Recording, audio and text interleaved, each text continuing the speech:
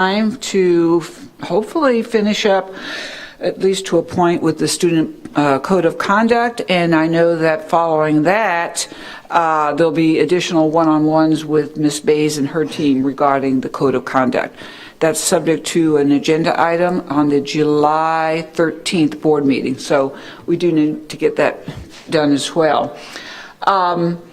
So at this point in time, I would like to share. Superintendent Davis, would you like to introduce our guest? Yes, ma'am. Yes, ma'am. Thank you, and good morning, everyone. We have an opportunity today to have Chauncey Johnson with us. He is shadowing me as superintendent of the day. He'll be here for the morning's workshop, and the same token in the afternoon as well. As you know, the Hillsborough County continues to have a beautiful partnership with CareerSource Tampa Bay. And today, I'm just proud to have him, Chauncey, with us today. Is with Steinbrenner High School, rising senior.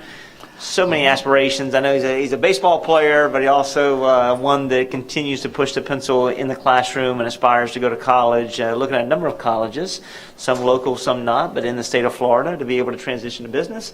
But he'll be here today, and he's been a major part of the summer CareerSource Tampa Bay Job Connection program, and we're excited for him to listen, learn, and grow, and for me to learn from him about what we can continue to do better within Hillsborough County. Anything, Mr. Johnson, Superintendent Johnson?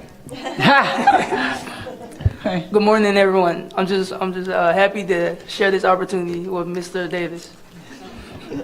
Well, it's our pleasure, and thank you, Kachita Canty-Jones, for representing our guest with CareerSource, and we know that you're an integral part of getting our kids to work with the CareerSource, so we want to thank you as well. We have Mom here, too. Oh, and Mom. Ms. Johnson. Good morning, Mom.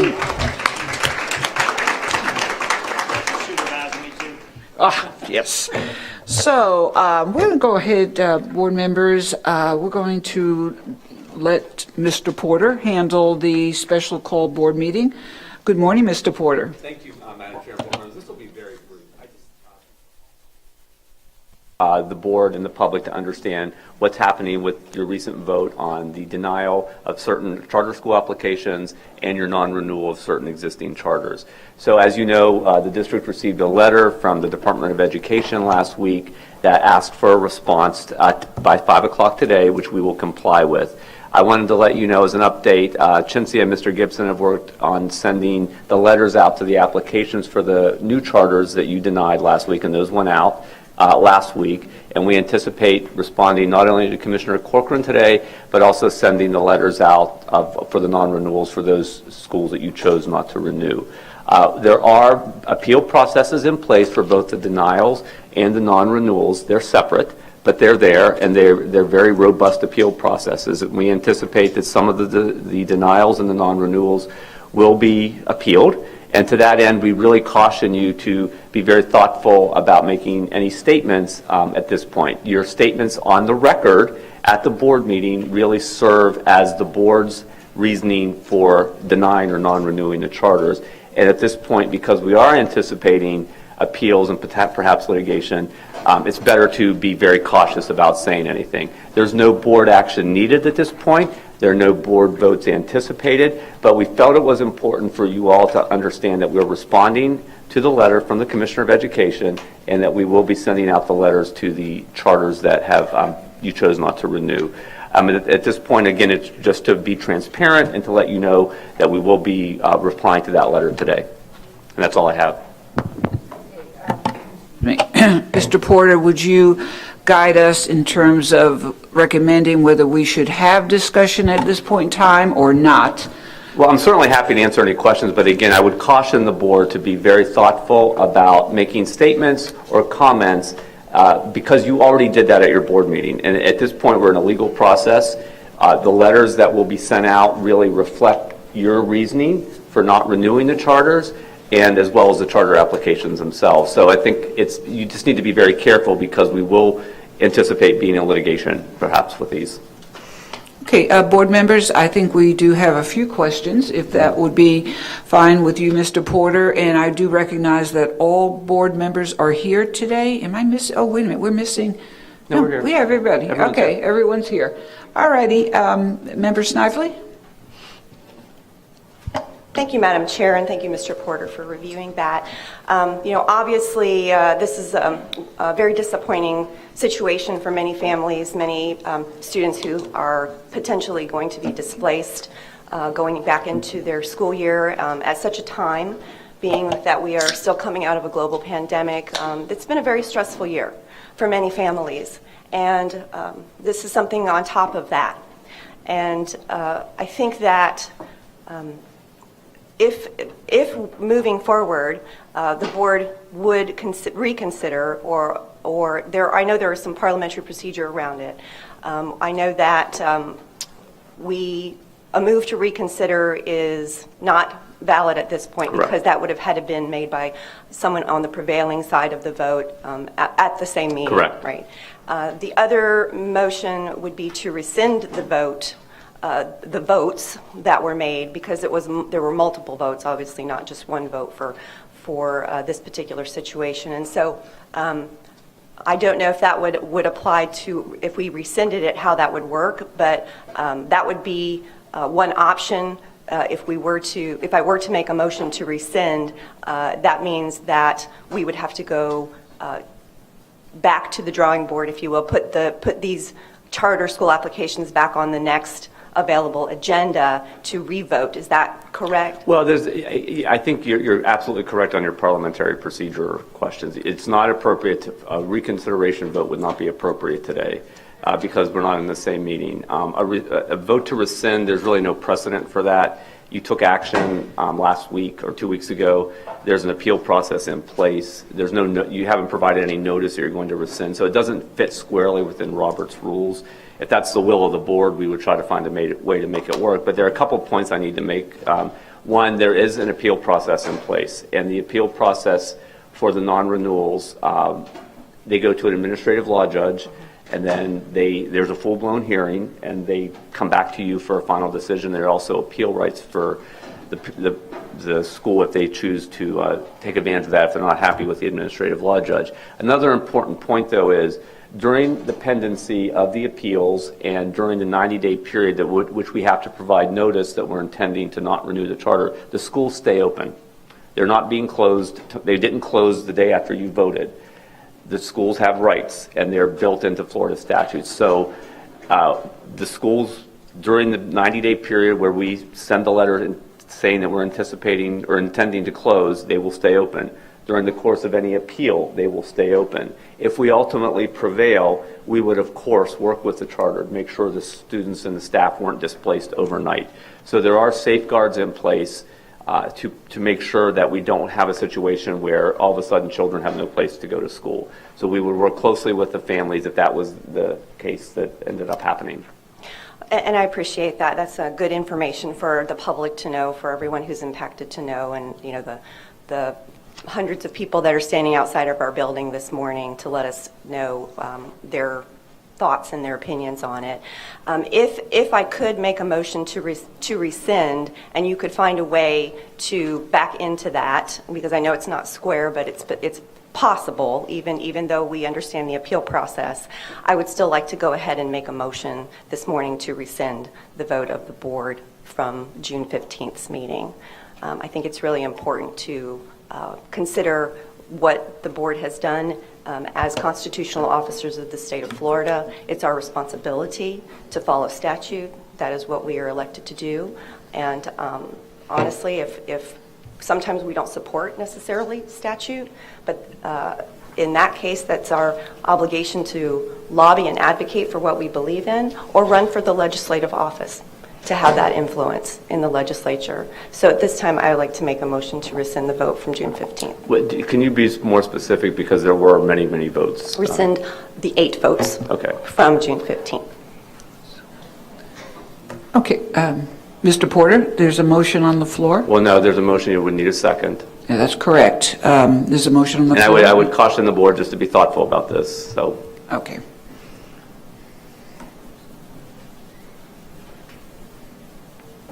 Okay, there doesn't appear to be a second. So, Madam Chair, in that case, the motion dies for lack of a second.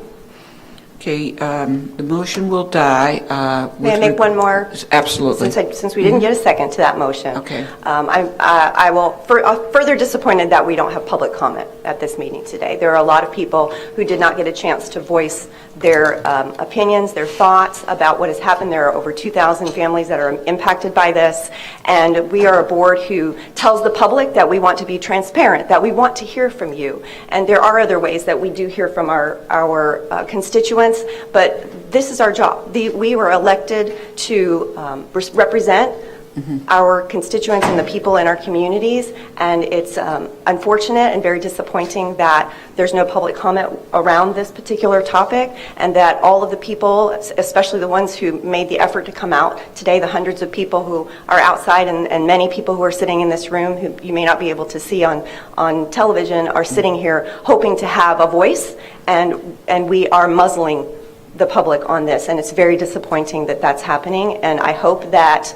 the board considers that moving forward, the transparency, and we may be hearing from some people this afternoon. I hope we at least hear from some of the folks in this room or outside at the board meeting this afternoon. I need to address that. Thank you, Mr. Porter. State law requires that public comment be provided when the board's going to take action. This was not intended to be a situation where the board took action. So there was no public comment. This was to be a briefing. There's full public comment at the board meeting tonight, and I think there are already people signed up that will be addressing this issue. But this was intended to be a workshop. We called it a special call board meeting because we needed to be transparent and give a briefing about the response to Mr. Corcoran's letter to the board. So in a workshop, you typically wouldn't have public comment, and that was sort of the thought process behind that today. I fully understand your point, and I think there will be robust public comment tonight, and I think there'll be probably an extended amount of public comment. Thank you. I anticipate there will be.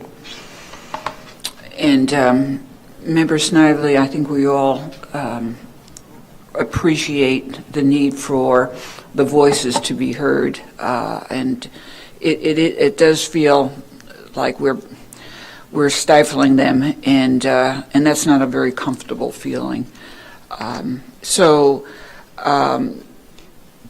Our attorney, Mr. Porter, recommended that this be a special call board meeting, which has certain attachments to it, requirements.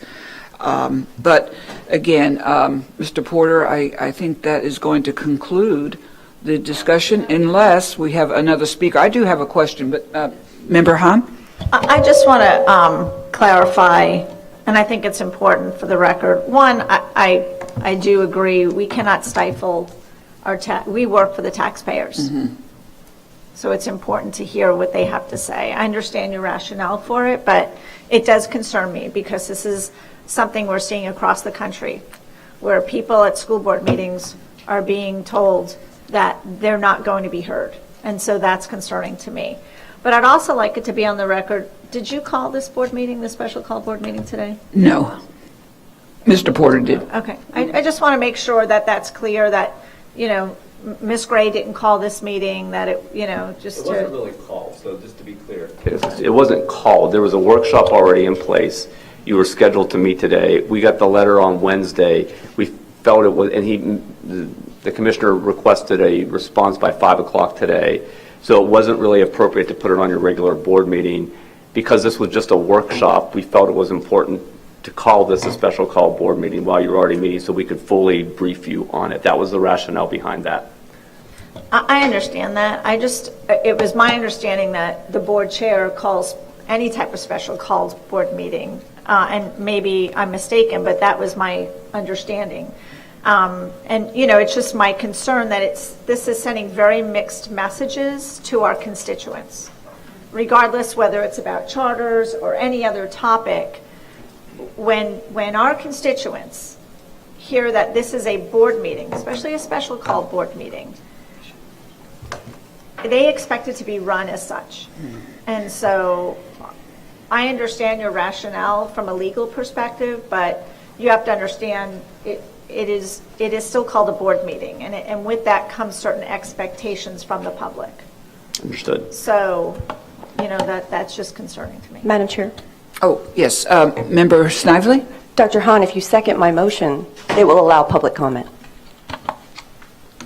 I didn't hear a motion for public comment. I heard a motion to rescind a vote. That's very different. I So I understand, don't but I'm want to be just- convoluted here. Okay. But, my comments are around, one, this is a special called board meeting. I want it to be clear who called that meeting and who didn't.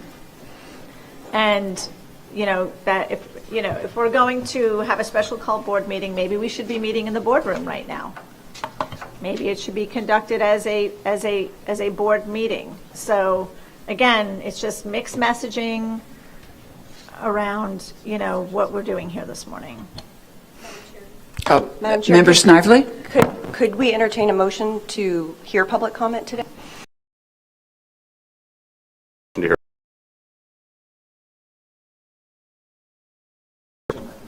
In here. Well,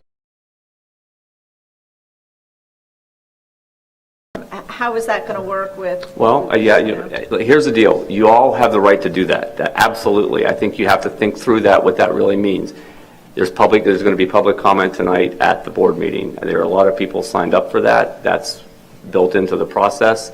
This was intended to be a workshop, and again, no action taken. I understand your point, Dr. Hahn. It's up to the board how you want to do If it was intended to be a it. workshop, you should have never Yeah. called a special call Yeah. board meeting. Well- You can't have it both ways. I'm Well, sorry. I can explain my rationale on that. I think I explained that to you privately. I'm happy to do it publicly.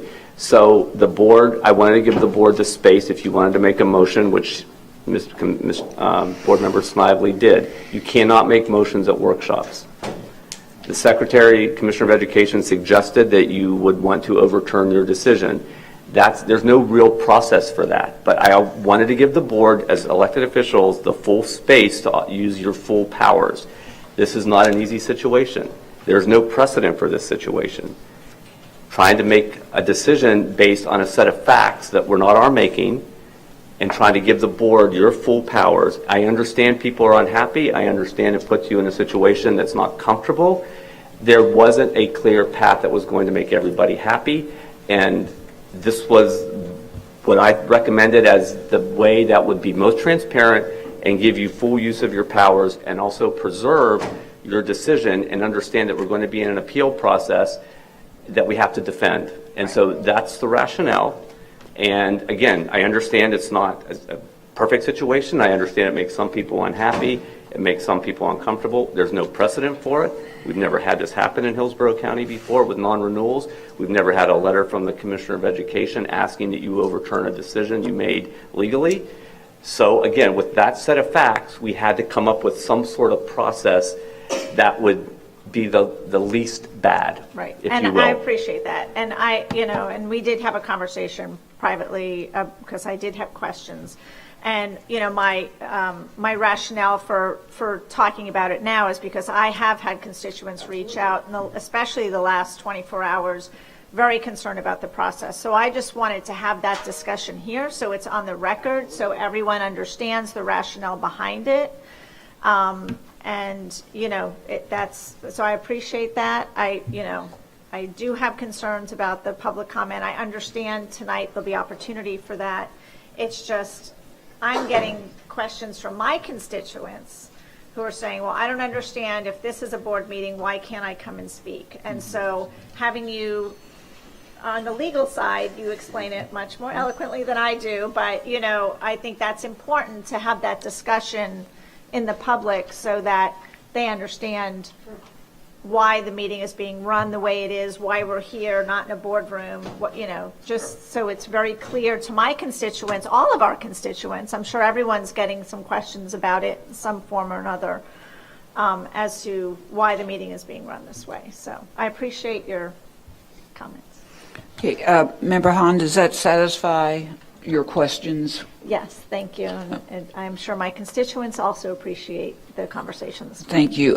Member Snively, I understand what you're going to do and say, and I respect what you're going to do and say.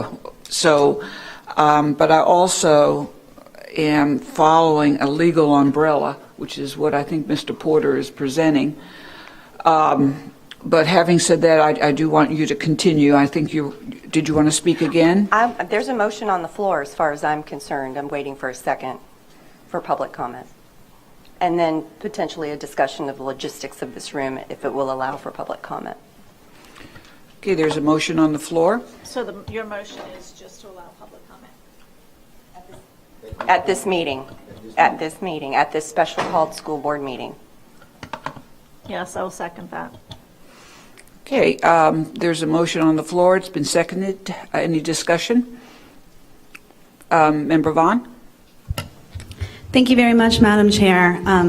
I am one of the biggest proponents of public discussion and public comment. And I made a comment at a previous meeting where we decided to extend public comment, that there has been plenty of times where members on this board have sat when there has been an outcry for public comment and not extended the time or allowed for full public comment. However, I had several constituents reach out to me as well to ask if there would be public comment at this meeting today, and was told no, and told them no. So I don't think it's necessarily fair to have public comment for some people who showed up and for others who were not advised that there would be public comment at this meeting. I think if we want to extend tonight, that's another opportunity for people to come and speak. We're not muzzling them if we're giving them another opportunity, but we are trying to make it fair so that everybody has the opportunity to come and speak at the same time with the same amount of information. So that's kind of my thought process on that. Thank you. Thank you, Member Vaughn. Do we have any other comments? Any discussion? Member Snively and then Member Combs.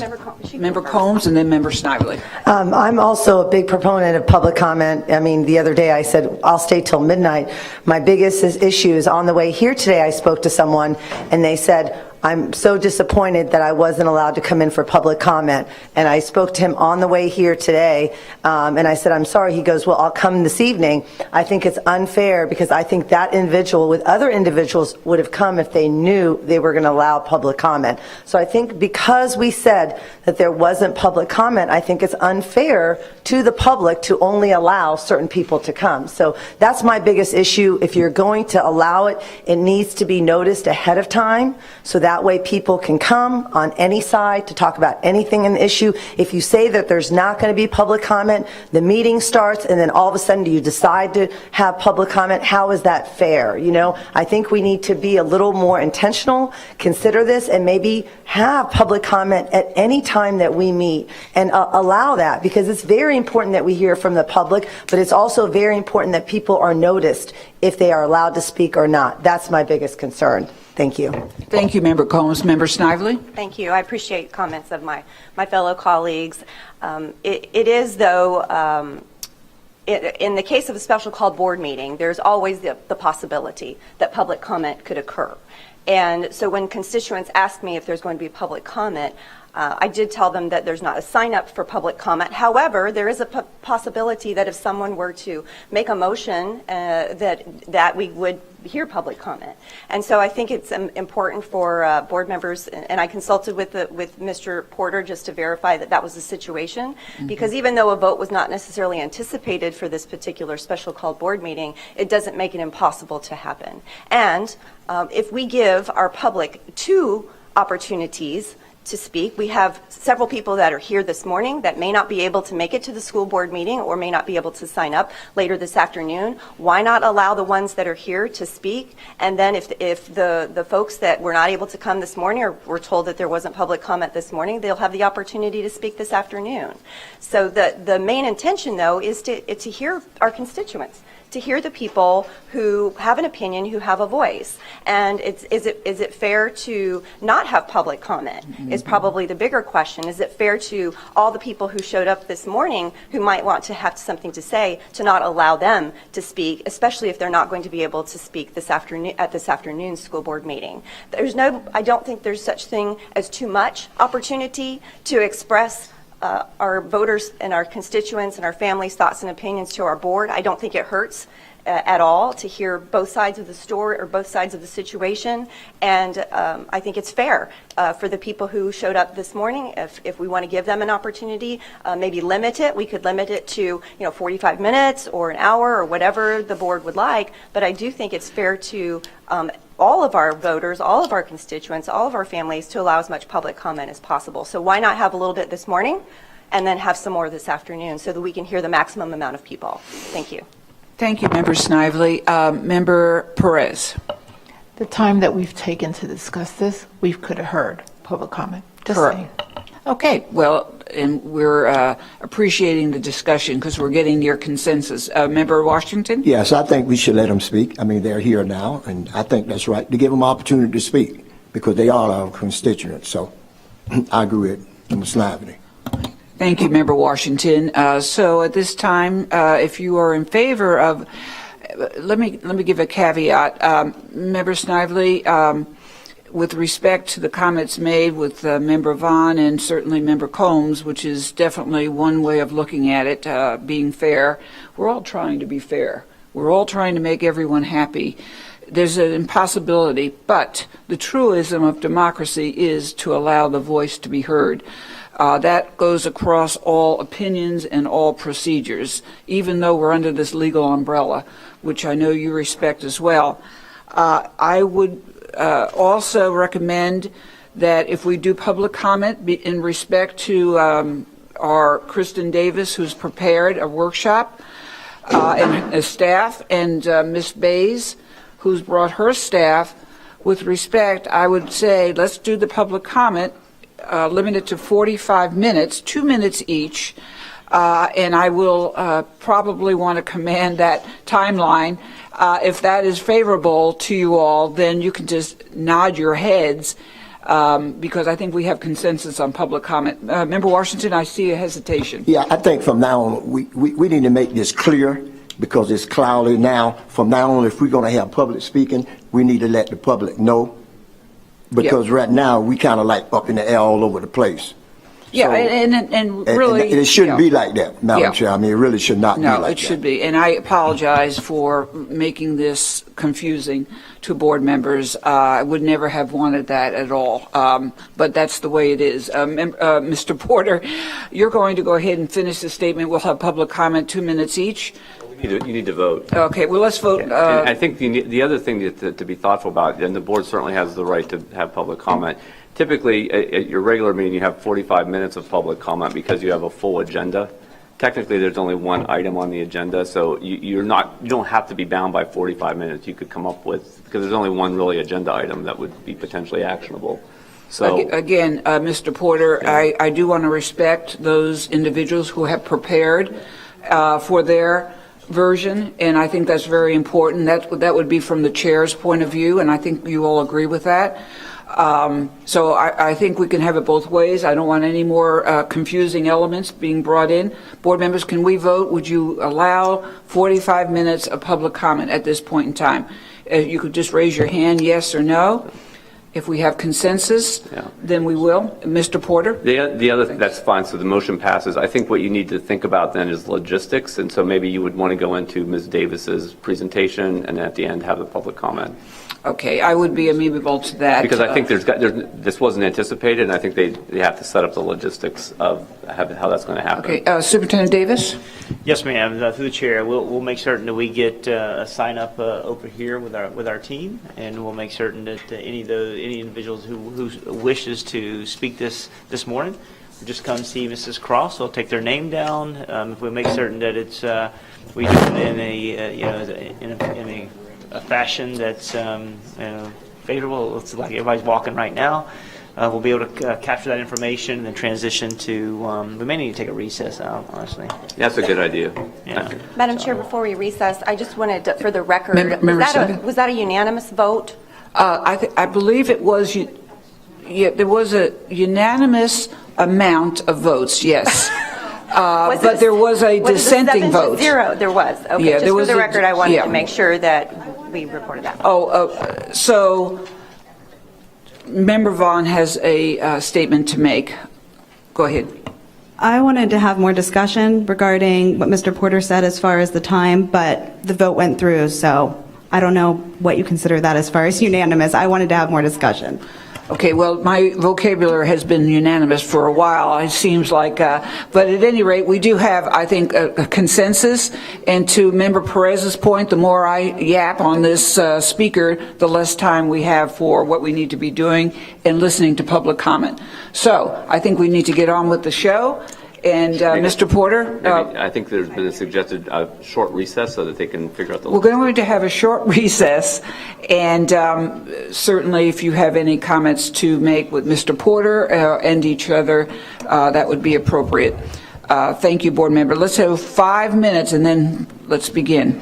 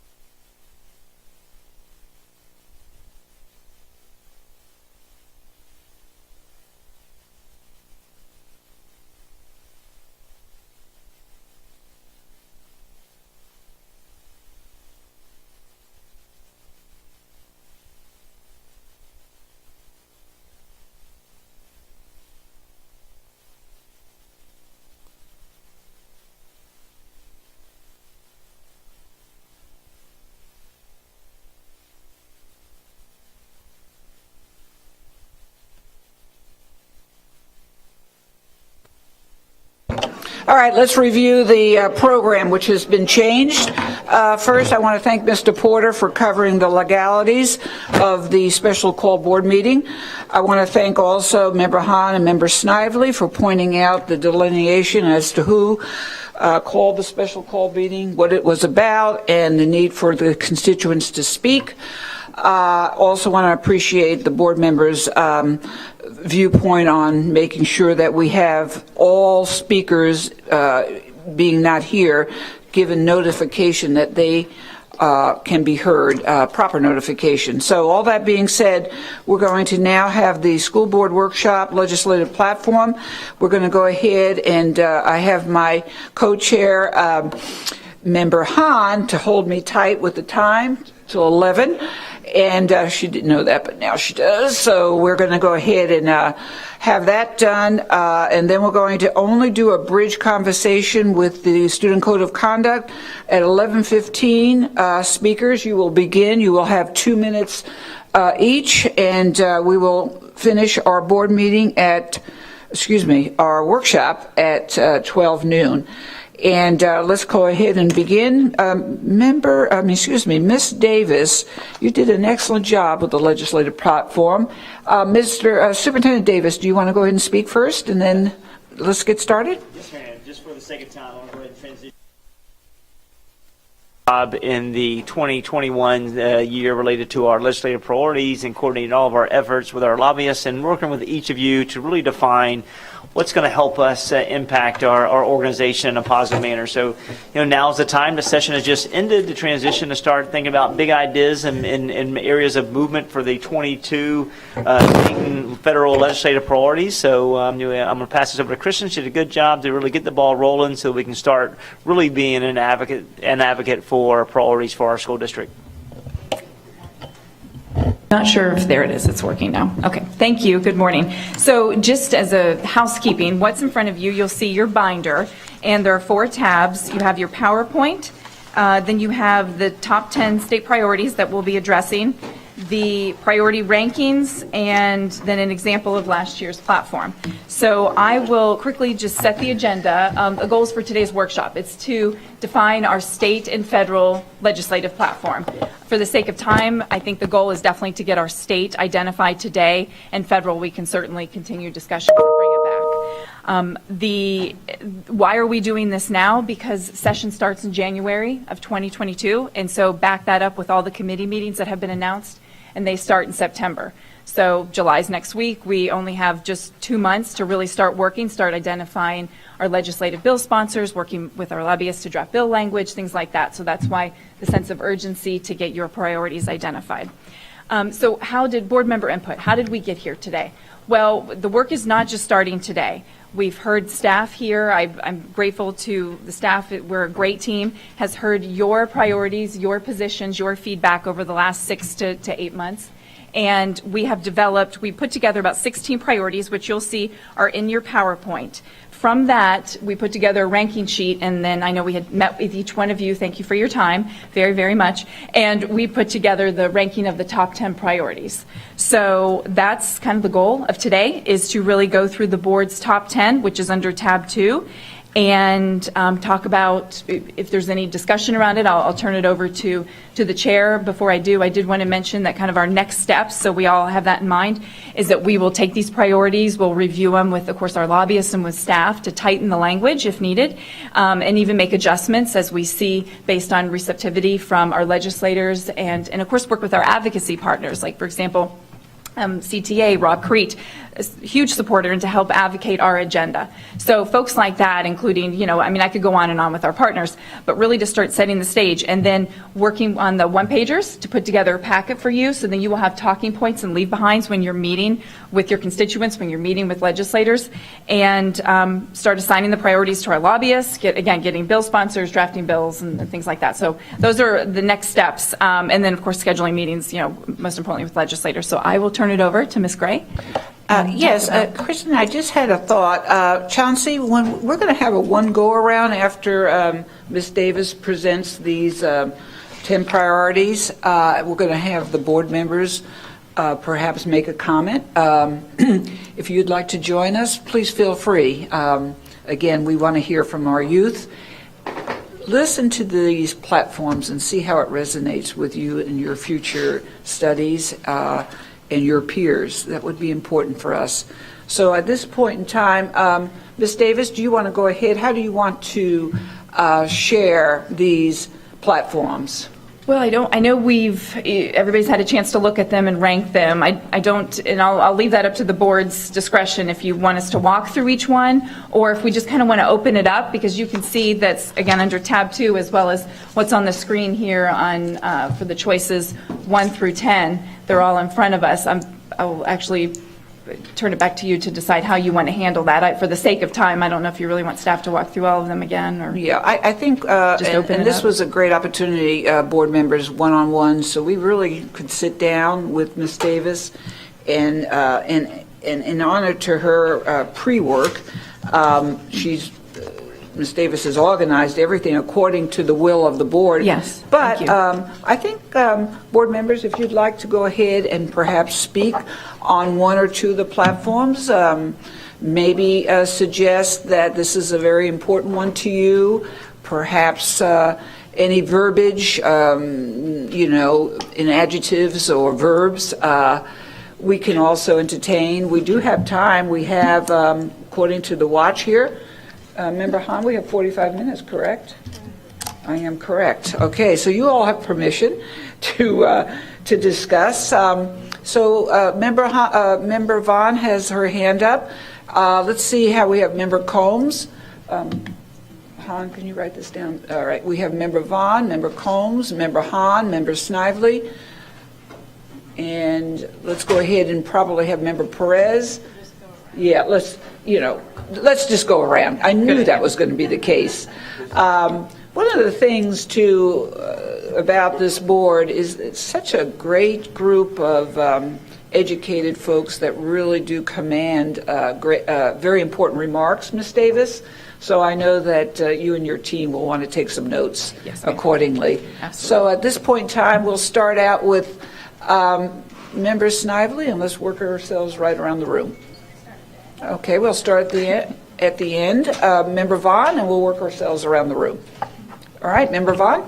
Thank you, Madam Chair. Thank you, Ms. Davis, for putting this together. First of all, let me say that I loved that you used ranked choice voting for this, so that we were able to kind of list it in priorities, and I was really, really pleased to see kind of which ones we all agreed on and how that ranked.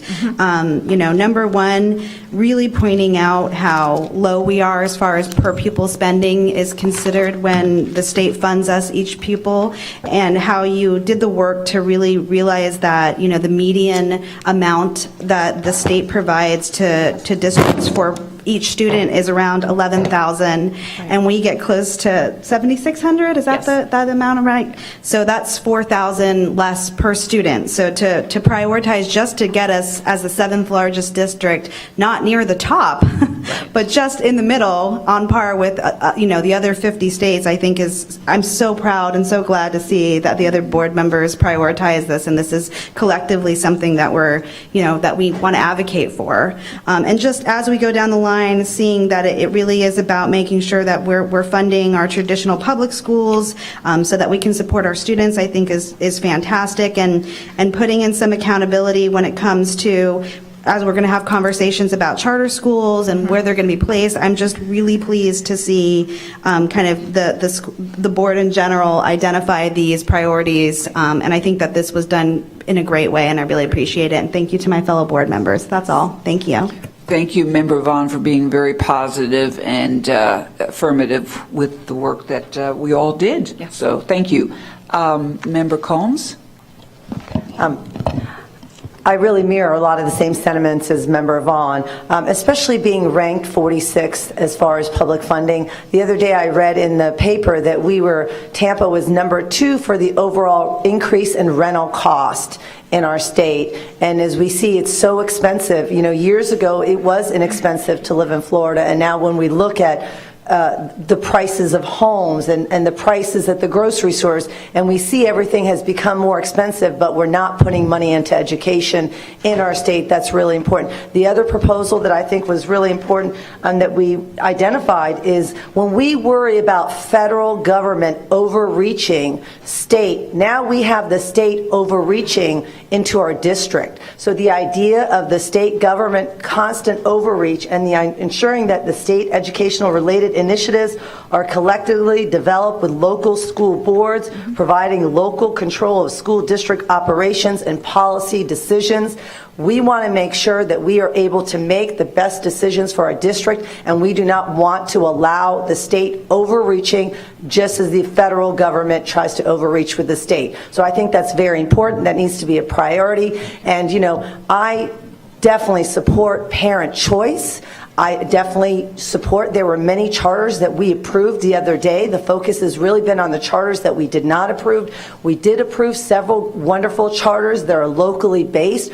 Our concern is the federal and state initiatives, the federal and state laws that are being broken, and also to make sure that as we expand into charters, that we make sure that they are held to the same regard.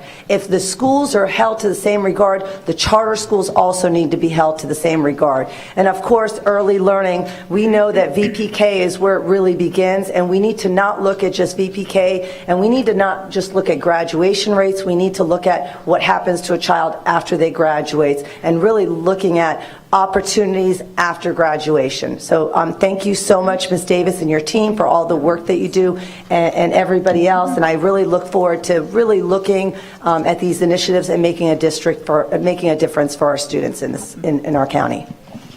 Thank you, Member Combs, and the team is superb. I agree, and your points are very well said. And again, there's another affirmation, Ms. Davis. So we're going to go now with Member Perez. I echo the sentiments of my fellow board members. We've fallen behind so many years when it comes to per pupil spending. You know, and to see the priorities ranked as student first, especially when it comes to funding. We see that Tampa is having an influx of families moving here. And, you know, the building is, you know, when we see development is increasing here. And we have to move towards meeting the needs of not just the students that are currently here in the Hillsborough County area, but those that are going to be moving here, relocating here to Tampa. So I'm really, really pleased at, you know, how you've ranked these priorities and that our students are first when it comes to this. Thank you. Thank you, Member Perez. And we'll go ahead now with Member Snively. Thank you, Madam Chair. Thank you, Ms. Davis. This is a unique way of getting our feedback, and I thought it was very efficient, and I really liked it. It was very innovative for us to do something different like this in order to try and come to some consensus. And so the two that were very important that I just want to touch on for me, choice number 1, and I'm so glad choice number 10 made the cut too. So choice number 1, obviously we should not be, I think we're 44th in the country ranking as far as per pupil spending in the United States. Federal allocations are commensurate to our size. I think we're number 3 in the country when it comes to federal funding. However, state funding definitely we need to be needs to be more commensurate to the size and the investment that we want to make into our children. They always say when you look at an organization, you can tell what the priorities are of an organization when you look at their budget, right? Where do they spend their money? And ours locally, obviously, human resources is our priority because that's about 86% of our budget, I think, about almost 90% of our budget is human resources. And we need to be the priority for our state legislature as well as far as spending and investing the dollars in public education for our students. So that's number 1. And number 10 is something that we've been working on as a district probably for the last 5 years at least, and maybe 6 now. 6 years, choice number 10, and that is updating a very antiquated law from 1973 that determines what paths to school are considered hazardous and funds school districts' hazardous walking condition audits.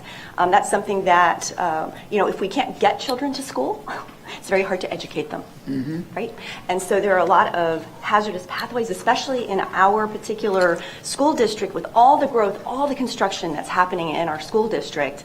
There are cones and barricades all over this county, and that makes for hazardous walking conditions for our students. And so something that if the legislature can support us to be a little bit more agile, a little bit more nimble on how we can get children to school, even if it's a temporary situation during a period of construction for a new development, so that they don't have to be walking through hazardous conditions on their way to school, right? And so that's very, very important. And coming up with, it's always been a funding issue, right? Yes. Nobody wants to pay for it. Nobody wants to pay the extra additional funding it would cost to put children on school buses. And so coming up with a new innovative way, we thought maybe taking a portion of moving violations or violations through speeds in school zones. You know, it's a double violation. The cost to an individual doubles through a school zone, whatever the infraction is. And so why can't we take a portion of that or increase it by a certain portion and take that additional revenue from those violators in order to pay for additional funding or additional busing for our students. So thank you thank you to the board for putting that up in your top 10 priorities. I hope we can move the needle in that area and that space this time. Thank you. Yeah, it's about time, right? Member Snively, this is an ongoing saga, the safety of our children. I'm going to go ahead right before Member Hahn. Mr. Chauncey Johnson, sorry about the Mr. Student Chauncey Johnson. I'll get my titles right eventually. Would you like to say a few things, or would you like for not to say a few things? No, ma'am. These choices, they look good to me, so no, ma'am. Oh, so you're impressed with our work. Okay. He's going to do just fine as a superintendent. That's right. Everything they say, it looks great. Boy, Good job. you're very easy. Thank you. Thank you. Oh, okay. We enjoy. By the way, if you change your mind, you can just raise your hand. Member Hahn? Thank you, Member Gray. You know, if we are preparing students for life, we know that it must start in the earliest years. We are a pre-K-12 system, not a K-12 system. So I was very pleased to see that Proposal 10 was in the top 3, increasing funding for BPK to allow school districts to attract highly qualified teachers, improve programming, and extend the school day. Currently, 52% of the BPK students who come into our kindergarten classrooms are not kindergarten ready. That means they don't have the most basic skills that our youngest students need for a healthy start in kindergarten. And we, as a school district, only serve 12% of the VPK population in our community. So, and we've had, and I think agree, that we really need to expand our VPK programs. We cannot wait, and we're looking for innovative ways to do that. But we need the state to increase funding. The good thing is when I talk to our legislators and I listen to them speak, I do think this would have bipartisan support. I think everyone can wrap their arms around the fact that we need to reach our students at the youngest age possible. So for us as a district, being able to provide the most high quality programs and be a leader in that is where we need to be, but we need the funding to do that. So I was really excited that my colleagues here put that in the top 3. Piggybacking on that, I'm also happy to see that Proposal 6 made it into the top 10. Or the 10, I guess, but I'm going to say the top 10. And that this is, amending the statute to expand eligibility for children with developmental delays from 5 to 9 years of age.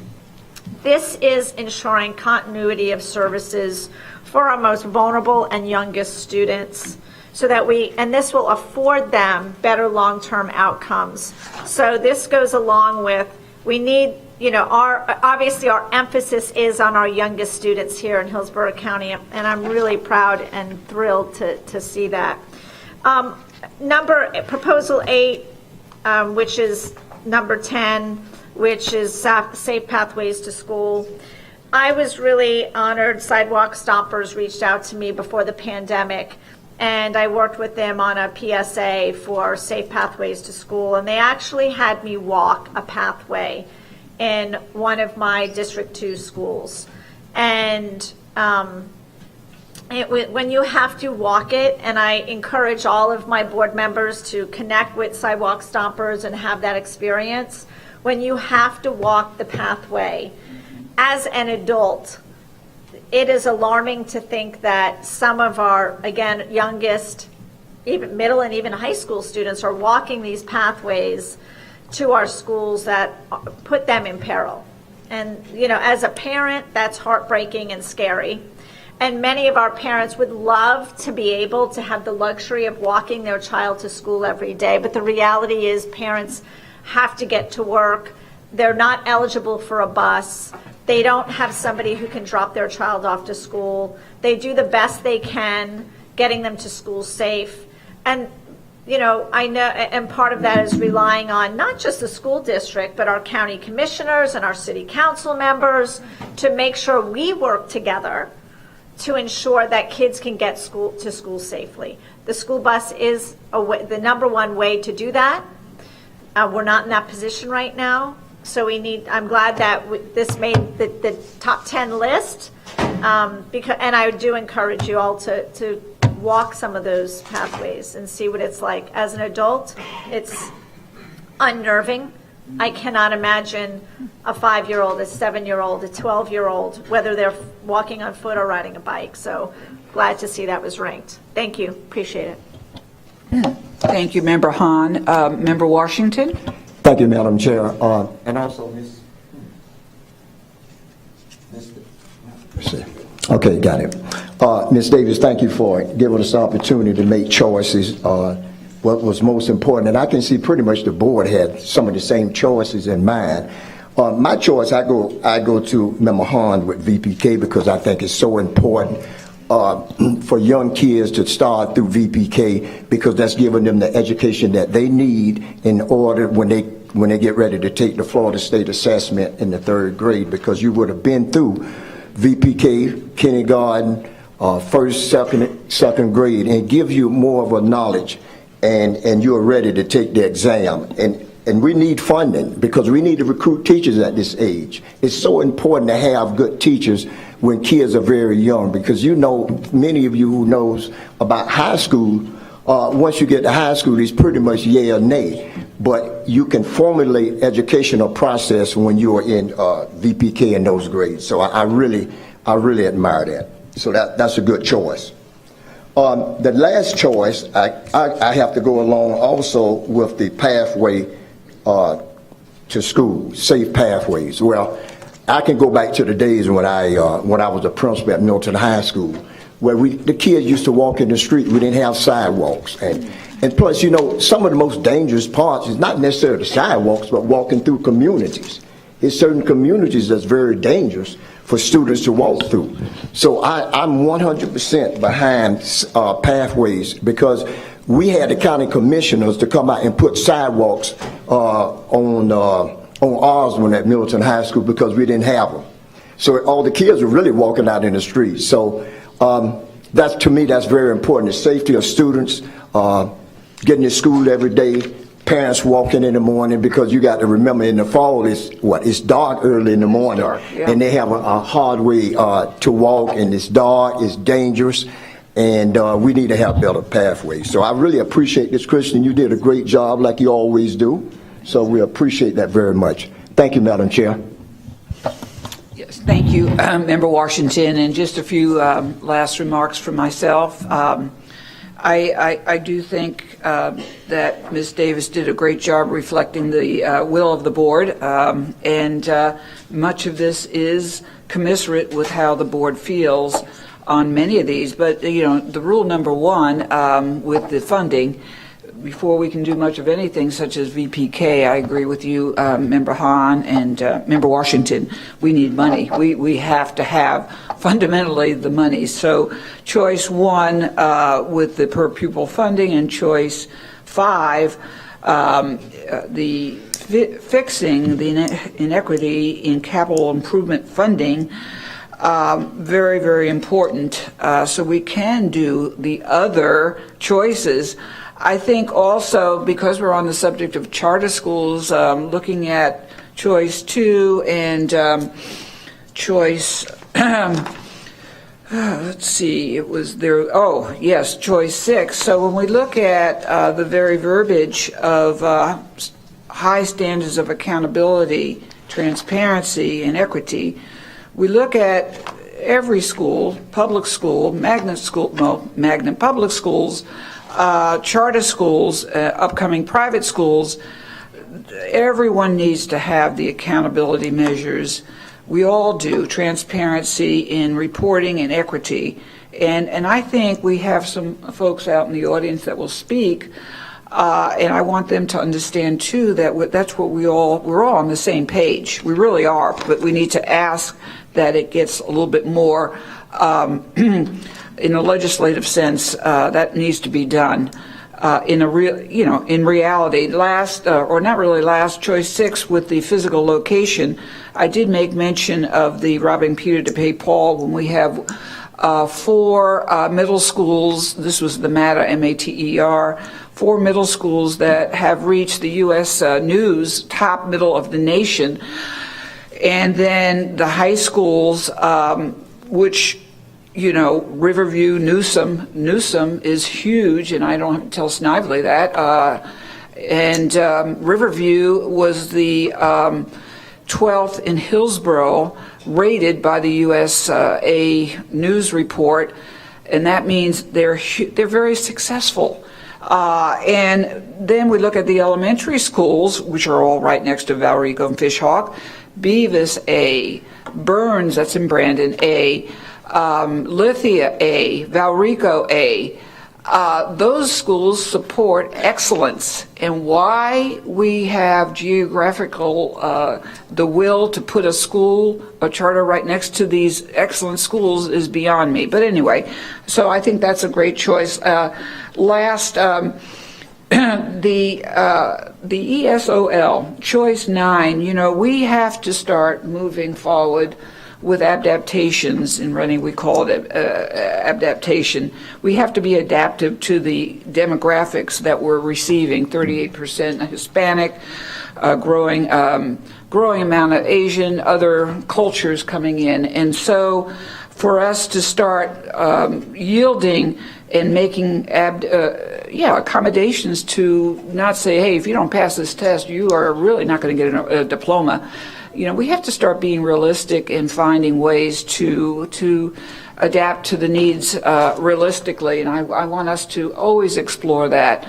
And last, walking conditions. We talk about the parents also. And Member Snively, I know we've gone through this, and it's been very frustrating, but I look at my grandchildren, as Hans said in her statement, our small kids, my grandchildren, 3 and 6-year-old, living soon to be in Fishhawk.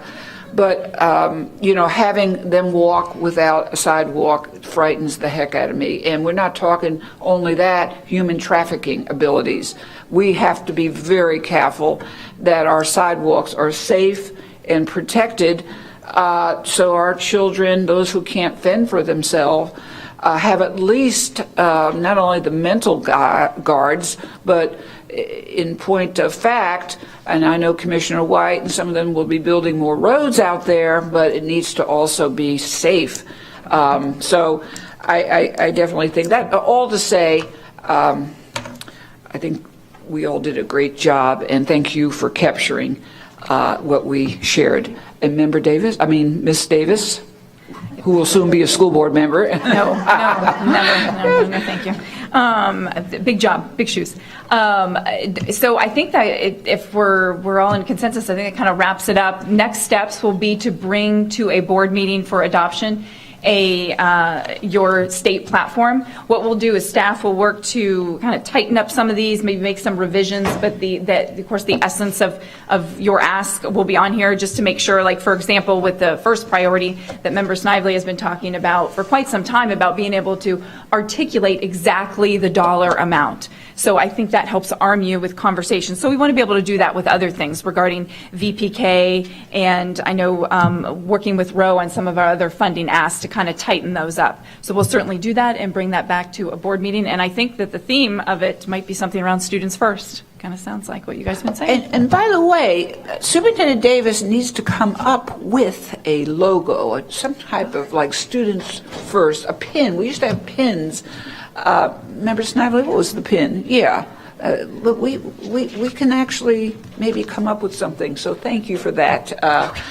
And you don't want to go over the federal platform, right? Well, we just want to... whatever, for the sake of time, I can certainly come back and do that with board members one-on-one another time, and then we can talk with staff at another, workshop if you want, or however you want to handle it.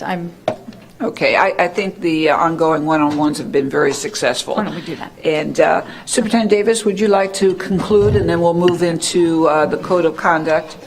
Yes, ma'am. And once again, Kristen Davis and her team continues to do a really nice job, and I say everyone because they've been really active in this process. We will break out every one of these proposals to be able to go deeper into the language and the details and look at any potential impact it will have on our organization, so the board can have a better understanding of what we're trying to accomplish with each proposal.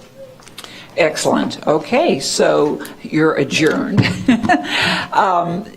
Ms. Bays, I know that the board members were tasked to give, and Mr. Porter, please remind me that I'm saying this correctly, that each of us were supposed to give 3 to 5 examples of what disciplinary concern. I think it was Member Snively said something on bullying.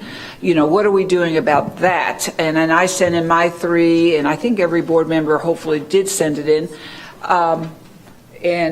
So we're going to go ahead and start out with however you think would be best. Mr. Porter, am I correct that we sent it to Superintendent Davis, those elements that Superintendent Davis and through Ms. Bays. I mean, Ms. Bays is the point person on this, and she's taking those and collating them, and will form a document based on the board feedback. And just for the reminder, this will be considered by the board at the July 13th board meeting. So this is to sort of go over what you want to go over today, but you will be voting on it on July 13th. And thank you for that reminder. And that's why we have to kind of dig into it. But be reminded, and I know Ms. Bays will say this, they're going to have one-on-ones with each of you as well. So when you get to that board meeting on July 13th, you'll have a really comfortable avenue to vote on. And that's the way we need to have it. So Ms. Bays, let me go ahead and let you share what you want to share. And board members, we have about a half hour, and then we'll start our public comment. Thanks. Certainly. Thank you very much, and good morning, everyone. Thank you again for this opportunity to share with you a little bit more in depth about the Code of Conduct. It is a document that we have designed in tandem with all of our stakeholders for the sake of all of our students and our teachers, with the primary goal of keeping our students safe and in school, providing resources, providing supports, and providing strategies not only for our students but for our teachers and for our families as well.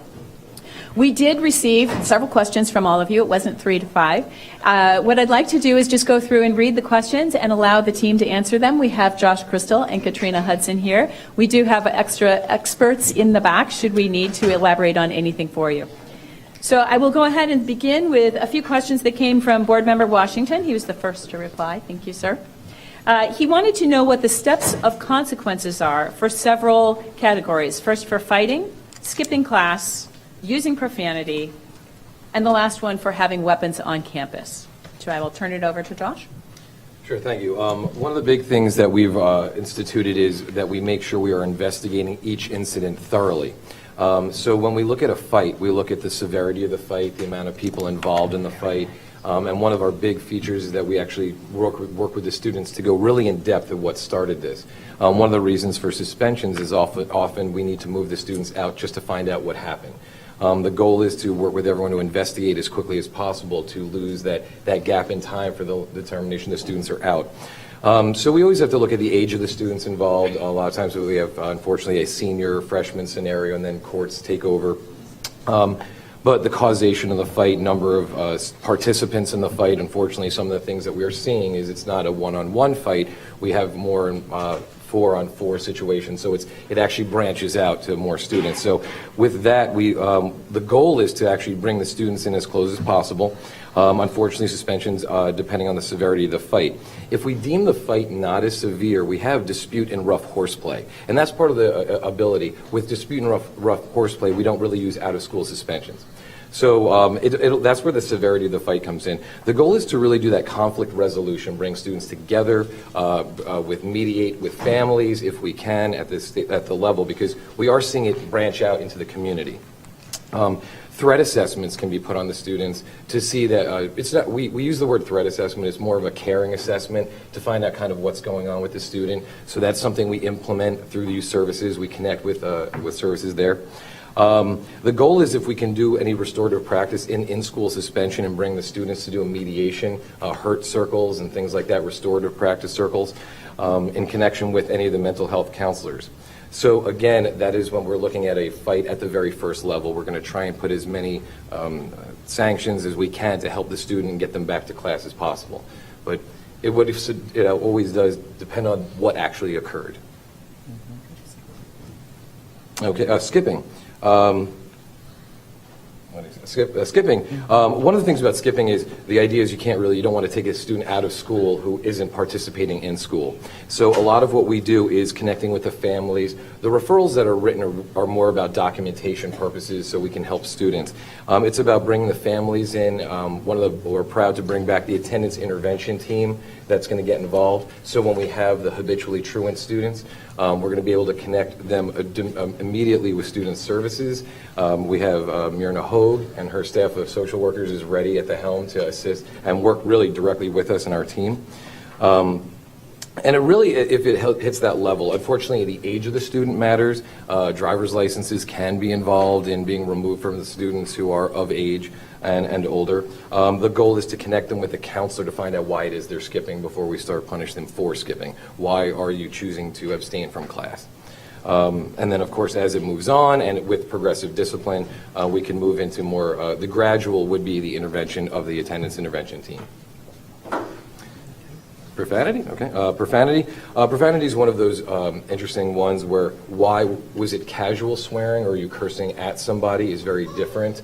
So when we talk about the use of profanity and how it's being used, we try and use it as more of a teaching tool to why is it what's going on, what was it being used, or is this more of a contentious behavior between a teacher and student, or was they frustrated and it was an exasperated design. So a lot of it is about restoring it. It is about teaching the proper use of the words, what we expect in school, high expectations.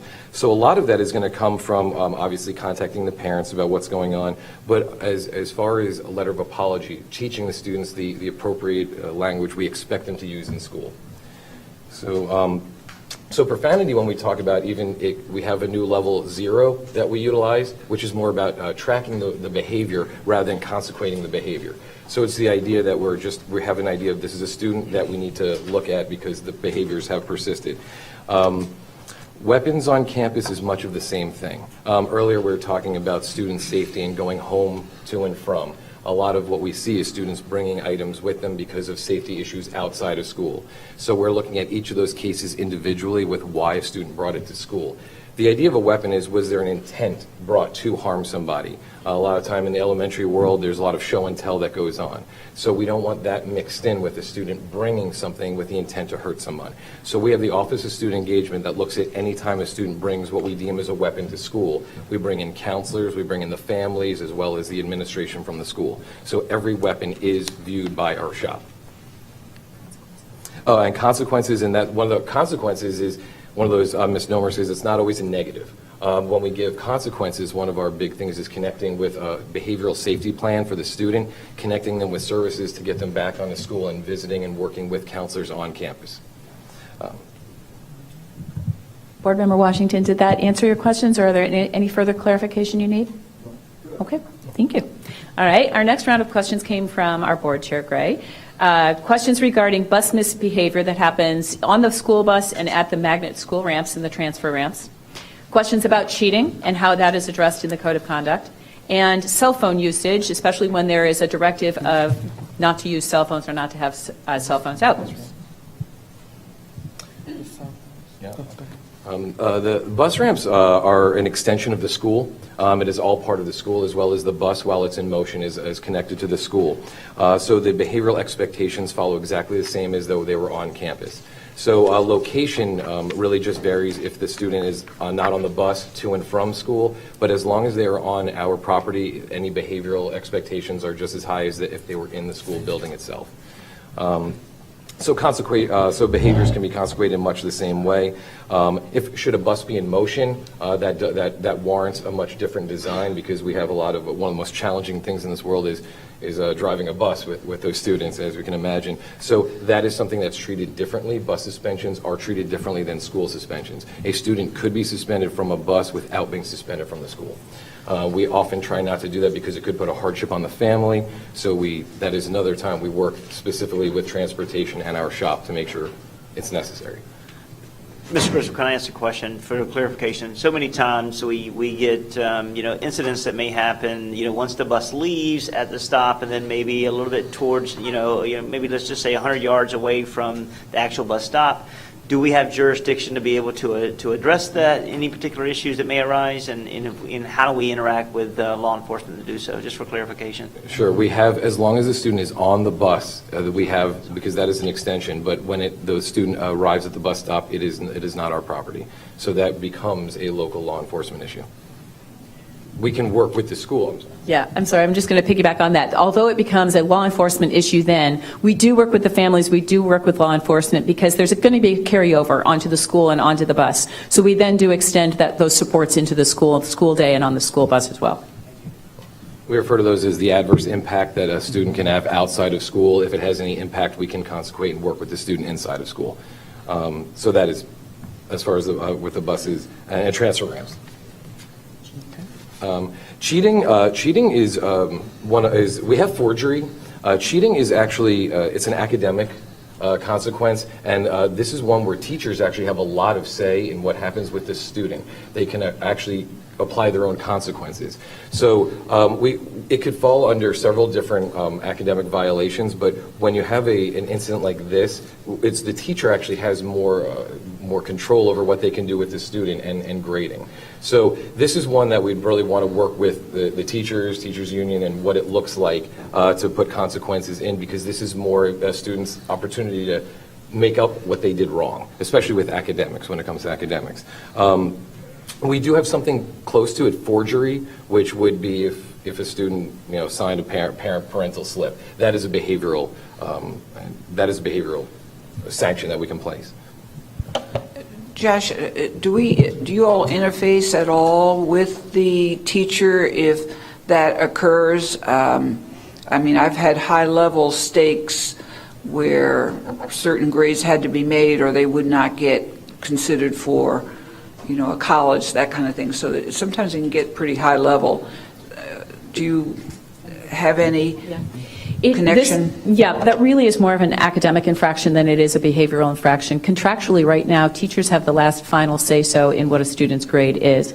So when there is something that we feel has egregiously happened, whether it was a child cheating or whether we feel there was an unfair scoring or something, that is taken up with the school administration. Sometimes we at the district level do intervene just to help mediate and to bring everybody together, but it really isn't considered a behavioral infraction. It's academic, with the teacher having the final say-so. Cell phones? Cell phones, another big challenge that we're all facing. One of them is we have BYOD, so we have bring your own device. So we're at one point telling students to bring them, so what we talk about is this is an opportunity to teach. When we look at what the cell phone usage is in the classroom, we're asking the teachers if they have a posted rules. So we have posted rules which can lead to an infraction, which makes it a violation of classroom rules. So that is what the teacher's expectation is. Whether they're using the cell phone, it's how they're using the cell phone and what they're using it for. It could branch off to if they're using social media to do something more nefarious in the design, that's a social media issue. But if we're talking about cell phone usage in the classroom, the teacher has control. The teacher says, take out the cell phones to use it on an exam or what we're using it for, please put it away. If it's posted, it's a violation of classroom rule if the student opposes it. So what I think, and this is later conversation, is that we're putting a lot of the onus on the teachers, and the teachers have so much to do as being an instructor of academic improvement. So I just want to caution that we explore protections for the teachers, reinforcement support, so they can not have to, there's so much that they have to look into, and there's so much texting that's inappropriate, and it's happening everywhere, and we all know it. So that was my comment. To that end, we do have several teachers who have outstanding systems in place in their classrooms where they are encouraging the students to use the cell phones for research and to use them interactively. The more we engage the students in how to use the cell phones appropriately, the less inappropriate behavior we have. So we would like to start highlighting some of those teachers as examples for other teachers to follow. For the record, and before we go on, because this is in tandem with this question, Board Member Perez came to me this morning with a question regarding cell phone usage, and the concern of our students who take pictures and take videos of each other when they intend maybe to be doing it harmlessly and really just taking a picture of their friend, but they might catch other students in the background or in the periphery. That could lead to damage. It could lead to confusion. It could lead to people spotting children and putting other children at risk, whether there are family disputes that could put these children in danger, whether they're in a dangerous situation and we don't want predators to see them. This is a risk. When we spoke about this morning, this is something that, quite honestly, we're going to have to review with principals. I'd like to solicit their input on this, because monitoring the frequency of a child just picking up a phone and clicking and videotaping is going to be really challenging for us to do. So we'd like to seek the input of families as well as our teachers and our administrators to take a look at this, because it is a concern and a worry. It's just going to be a challenge to be able to handle this. Board Member Perez, did you want to add anything to that? No, I appreciate you addressing that. And one of the qualifiers that I mentioned to you this morning is that I sit on the Commission for Human Trafficking. And, our safety of our students in our schools is our priority. So, when the students are taking videos of, themselves during school hours, is a potential, especially with Tampa being high on the list for human trafficking. But I really appreciate you addressing that question this morning. Thank you. All right, our next set of questions came from Board Member Combs. This was, what are our surrounding districts doing and what is our stance on regarding decreasing tardiness, as we spoke of earlier? And I'll let you take that away, right? Okay. So what we're looking at here is what most of our other districts are doing, basically, for tardiness.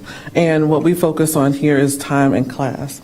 We want to build, of course, we want to make sure that we build those relationships, and so that kids want to be in class so they're not tardy. But other than that, we need to build some other things in place. And so we are looking at whether or not it's excused and unexcused. We also consider the age of the student. We know that our little guys cannot bring themselves to school. So we know that they're not able to come to school on their own. So we want to make sure that we're inclusive of the families as well as the communities to make sure that coming to school and coming to school on time is very important.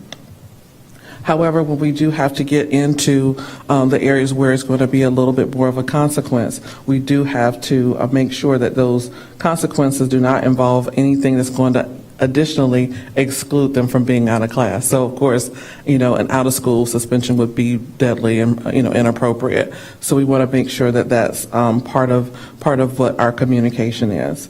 And we also want to make sure that our families understand that bell-to-bell instruction, there isn't a time of the day that's a down time of the day. We focus on instruction from bell to bell. Being late to school for 15 minutes, the first 15 minutes you may be missing out on your reading block, which means by the end of the week you've missed 75 minutes of reading instruction. We want to make sure that we communicate these things over and over again so that our families understand the importance of coming to school. And additionally, we already mentioned the attendance intervention team.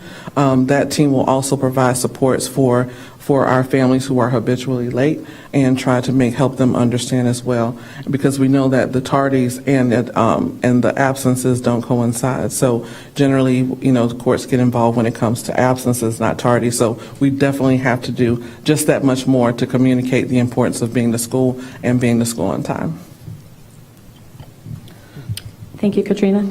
Board Member Vaughn had a question regarding student dress code, and she and Superintendent Davis had questions about restorative practices, what we have in place right now, and if we have some excellent examples, and what we're planning on doing in the future. So we'll start with dress code. Dress code varies on the age of the student.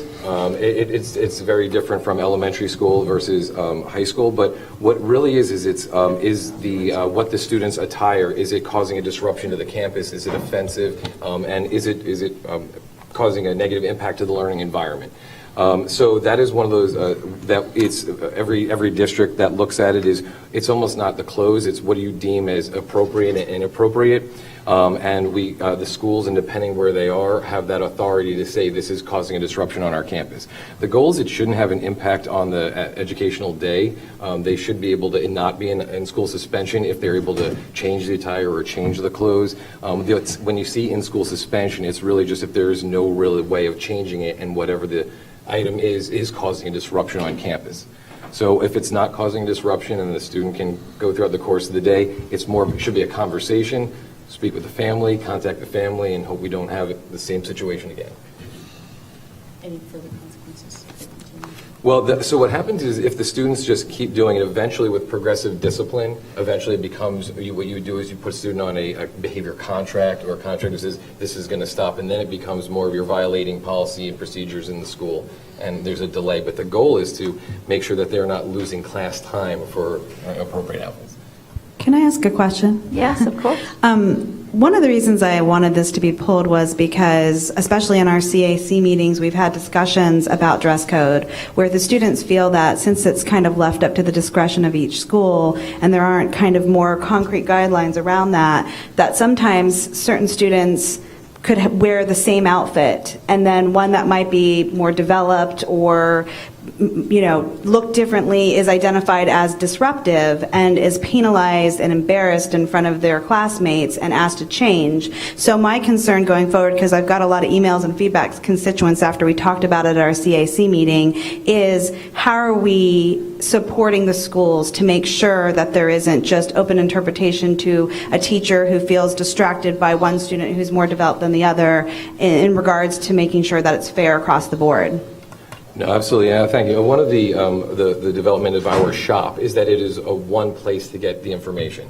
Previously, you had 8 different regional superintendents responding to their communities in one way. Now the schools, the administration know to contact us, so they're hearing from one shop what is deemed, what we do. We also allow the families to appeal anything that they deem this wasn't unjust and unfair, so they can actually reach out to us themselves, and it's in the Code of Conduct as an appeals process for anything that they also felt was unjust. Thank you. As we're closing in on 11 o'clock now, I think we'll stop here. I want to thank Ms. Bays and her team. I also want to thank Ms. Davis this morning for all the hard work you all put into planning today's workshop. I believe we're going to take about a 10-minute recess, 5 minutes, maybe 5-minute recess to reset and get prepared for public comment. Thank you. Thank you all board members for your preparation and questions today.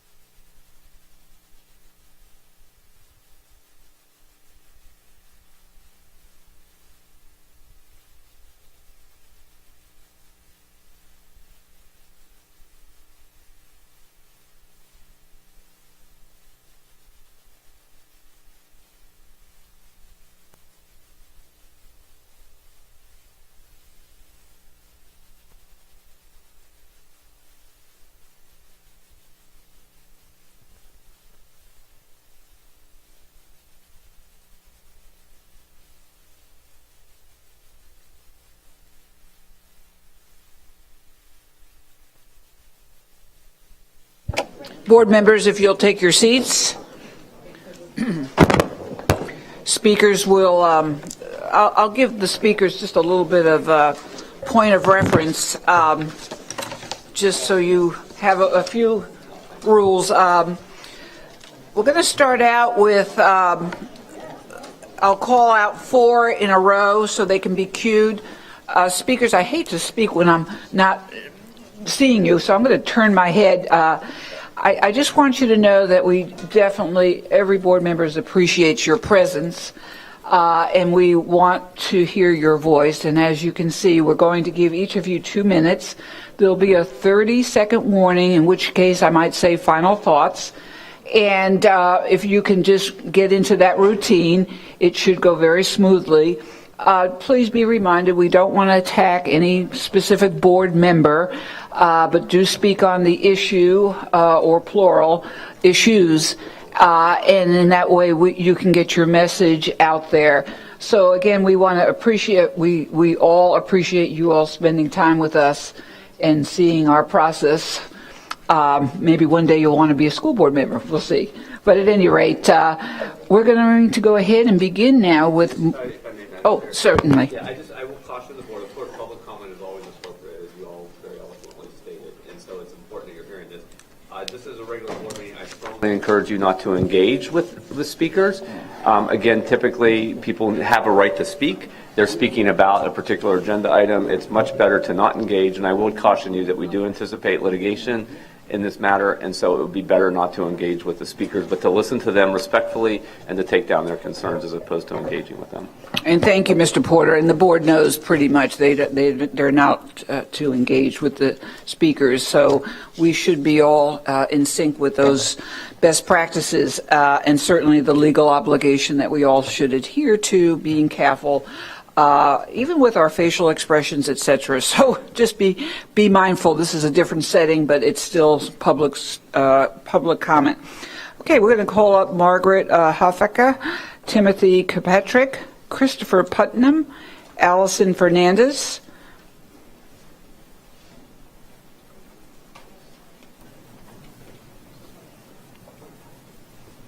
And Tanya, they can actually queue up even closer if they would like.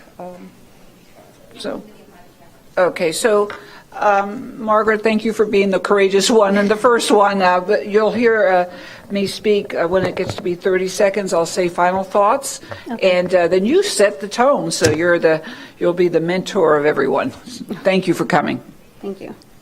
My name is Margaret Hofecker. My husband's retired Air Force. We moved to Florida for our forever home. And my children have gone to many different kinds of schools, moving all over. They've been in private Christian, they've been in public, and they've been in DOD schools. My oldest has an anxiety disorder, and he panics and has panic attacks and shuts down in large crowds. But he needed to find a high school. So we found the KCC High School. And he not only survived his freshman year, he thrived. All the teachers knew him. He knew everybody. He joined clubs, which was amazing. This is a kid that is terrified of everybody and being in public. And he did so well. He did so well that he went and got a job. It's, he's not in the public eye, he's in the back of a kitchen, but he's leaving his room. And I am so proud. And I'm not anti-public. My 2 youngest went to Sessoms last year. And my middle son, he'll go to Rogers Middle School next year. He does well in crowds and enjoys lots of love with other people. But Trent needs a small environment. And they took such good care of him. They went over his IEP with me. They made sure that he had everything he could need. And he not just survived, but he thrived. And it was amazing. That's all I had to say. I need that school. Okay, thank you. Next will be Timothy Kirkpatrick, Christopher Putnam, Allison Fernandez, followed by Brandy Tackett, then Cam Sargent.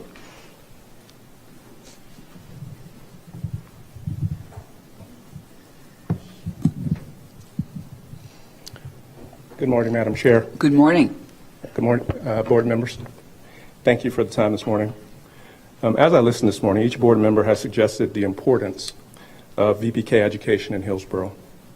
It's also been suggested that members of the board support locally governed charters and VPK programs. Respectfully, though, it's hard for me and the other choice schools in attendance today, and the parents we serve, many who are sitting here, to accept your sentiments as being genuine, given your current decisions to eradicate choice options. Over the last few months, I've spoken with many of you, those of you that would at least get on a Zoom call with me and have a discussion. I tried to provide you then with KCC's strong history and impact in this county. For nearly 20 years, we have served you. Your decisions blatantly ignore those contributions. So for the record, I'd like to let everyone know the legacy that you all wish to extinguish. From 2007 to 2011, we, the local constituents you have vowed to serve, started the Committee for Academic Excellence and Kids Community College. We, local community members, were responsible for bringing more than $5.5 million in early reading first funding to more than 20 low-income Black and Hispanic VPK centers in Member Washington's, Final thoughts? and Ms. Snively's communities. This was a grassroots movement by the people you've vowed to serve. We're all local.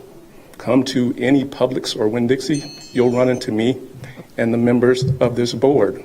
Oh, thank you.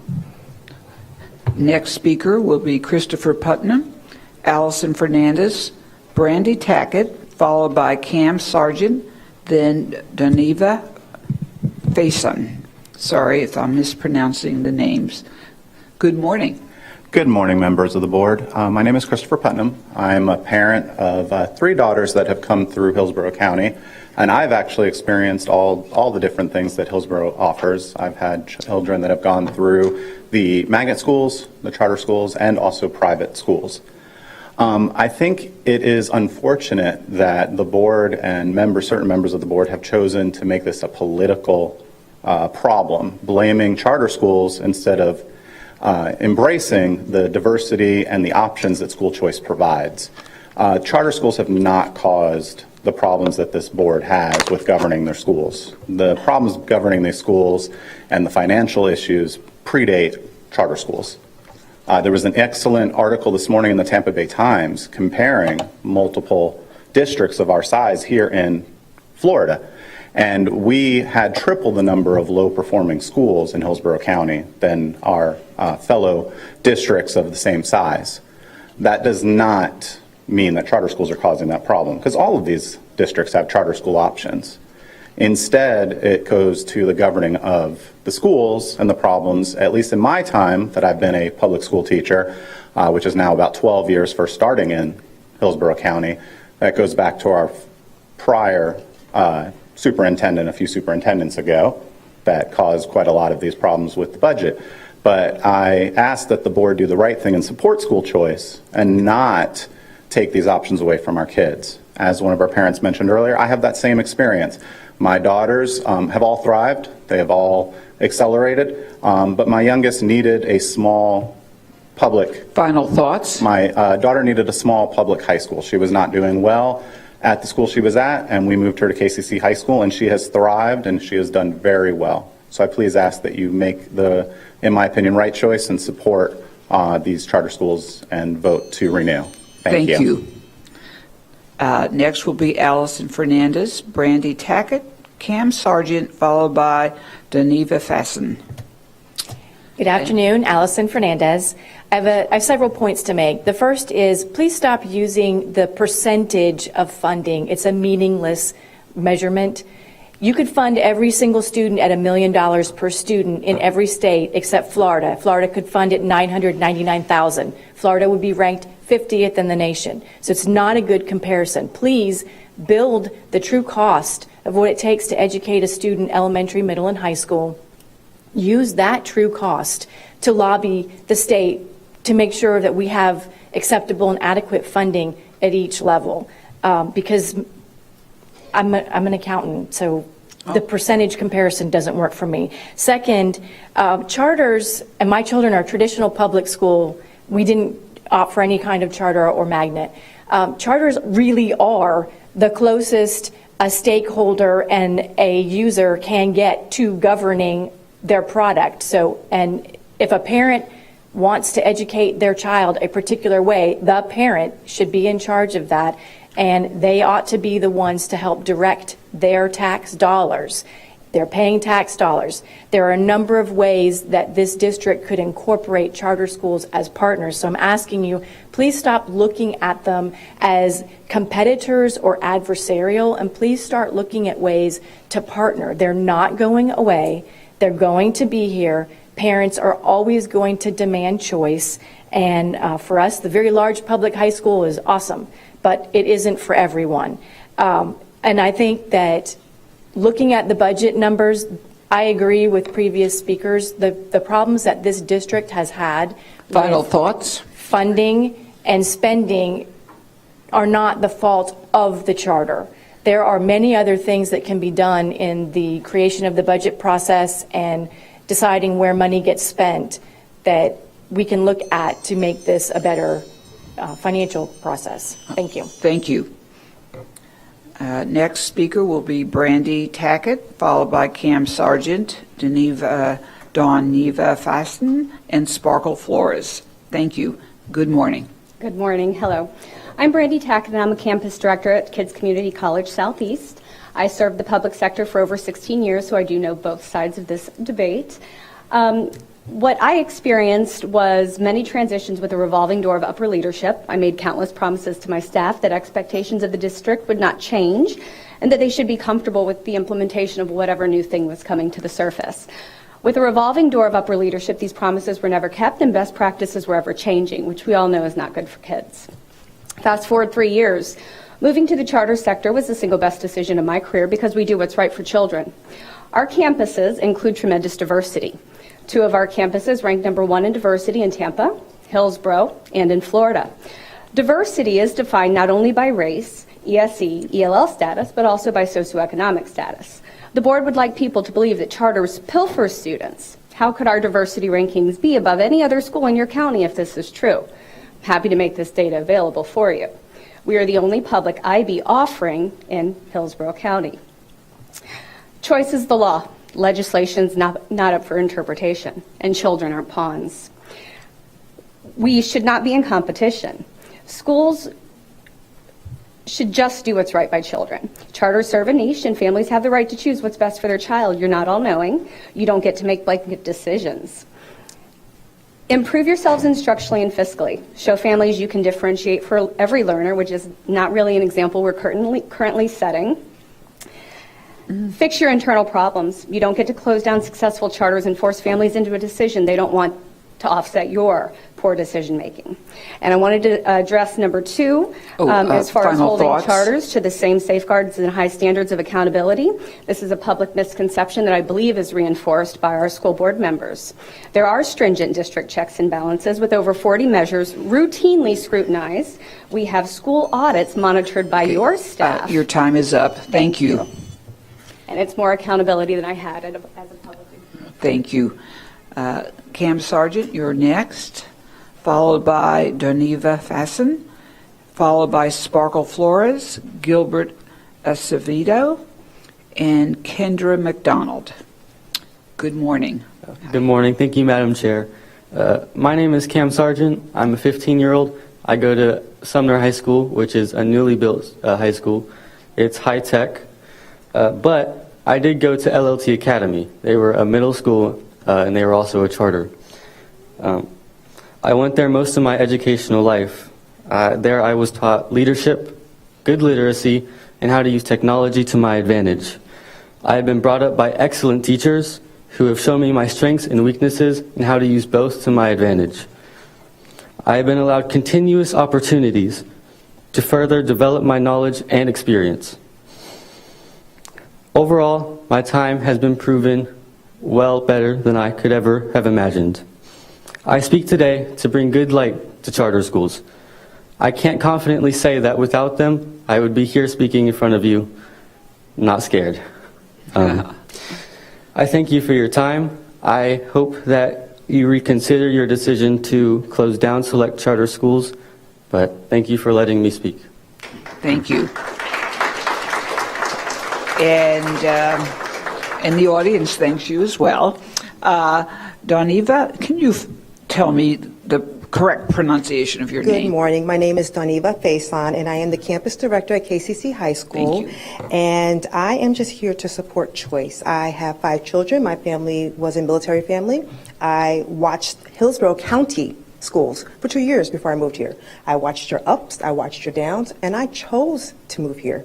I selected to move to where I lived purposefully, and what I would like is for you to support choice. That's it. We offer diversity, not just for the obvious reasons, but things like disabilities like mine. I have hearing loss. Sitting in the back of the room, I can't hear what you're saying when your backs are to me. I don't see translators here. I don't see preferred seating, and that's okay. We'll learn. We'll get there. But at KCC High School, we offer that. You'll see sign language in the halls and in the buildings, and I'm learning because this is a new experience for me. So when we talk about diversity, we're not just talking about sex and race. We're talking about learning styles, anxiety, trauma.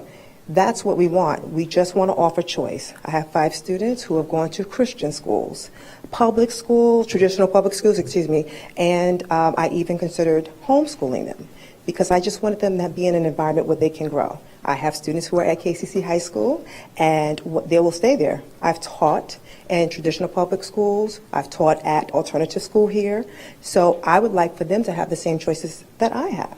So it's not about right and wrong. It's just about allowing the opportunity for people to learn in an environment that's best for them. Thank you. Thank you. Next, we'll hear from Sparkle Flores, then Gilbert Acevedo, Kendra McDonald, Tanika Blackman. Good morning. Good morning, board members. My name is Sparkle Flores, and I moved here from New Orleans, Louisiana. And I decided to take a job at Woodmont Charter. And I'm also a parent there as well. I put my son at the school. Our school is very personal. I believe in charters because leaving New Orleans, I was working at a charter. They're very personal. We get to know our students one-on-one. We service our kids by name, so we know the families as well. What I found out at Woodmont, as long as I've been there, is very personal. We have kids that come from Riverview. We have kids that travel 45 minutes to come to our school, but that's parent choice. The parents choose to come there. And that's what this is all about in education. We don't want our kids to be stifled in a situation that may not be best for them, for a place for them to grow and to learn. And you would want your kids to be in an environment where they're going to feel comfortable with the teachers knowing their names, not just them as being a number in their classrooms. The teachers actually know the disabilities of the students, and we service our kids there as well, our ELL and our ESE kids. So I do beg you all, do not close Woodmont. We need that school in that community. It is a community school. It's actually 7 minutes away from our home, so basically it's in my neighborhood. So thank you. Thank you. Next, Gilbert, and then Kendra, Tanika, then Troy.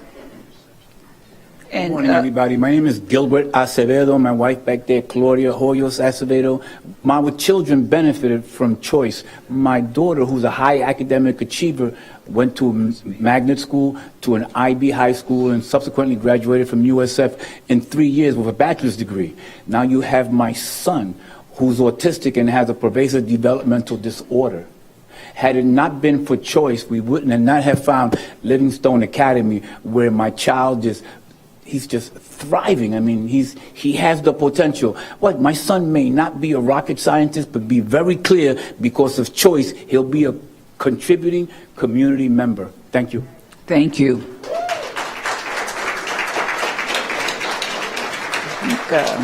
Kendra McDonald and Tanika Blackman.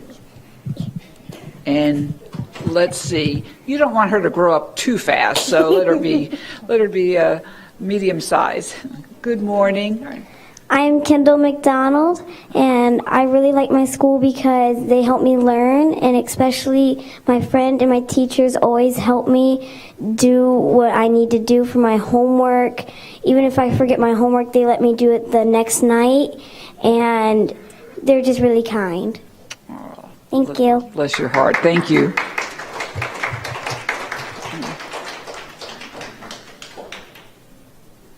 This is Ternika? Yes, ma'am. That is the correct pronunciation. Thank you. Oh, you have. Got one So out of good many. morning, Chairperson Gray, Board Member Superintendent Davis. Thank you, Melissa, for advocating for us to be able to speak here today. As a parent, I adamantly believe that having given birth to my children and knowing them their entire lives, I know what's best for them. Knowing what's best for them is all-inclusive, with their education being one of the essential priorities. Educationally, I have a choice, and my husband and I made a choice 9, almost 10 years ago that Kids Community College Charter Schools was best for our children. It has provided them not only a top-notch education, but assists in making them well-rounded human beings by creating a culture of family, community, and in my opinion, is unparalleled. Therefore, it is very disheartening to watch a school board meeting where board members suggest that I, as a parent, don't know what's best for my children. Charter schools are a choice that is supported by law. School choice matters, and my decision and right to school choice should not be impeded by individuals making broad, misinformed assumptions about my children's education. With all due respect, my children's education is not your choice, it's mine. Being pro-charter, doesn't mean that I'm anti-public. I have a daughter in public school right now, but it does mean that I have choices. Thank you. Thank you. And our next speaker will be Troy Hafaka, and Christine Burdett will follow, Bernadette Pello, and then Corinne Wingate. Good morning, Troy. Hello. My name is Troy Hofbacker, and I feel like that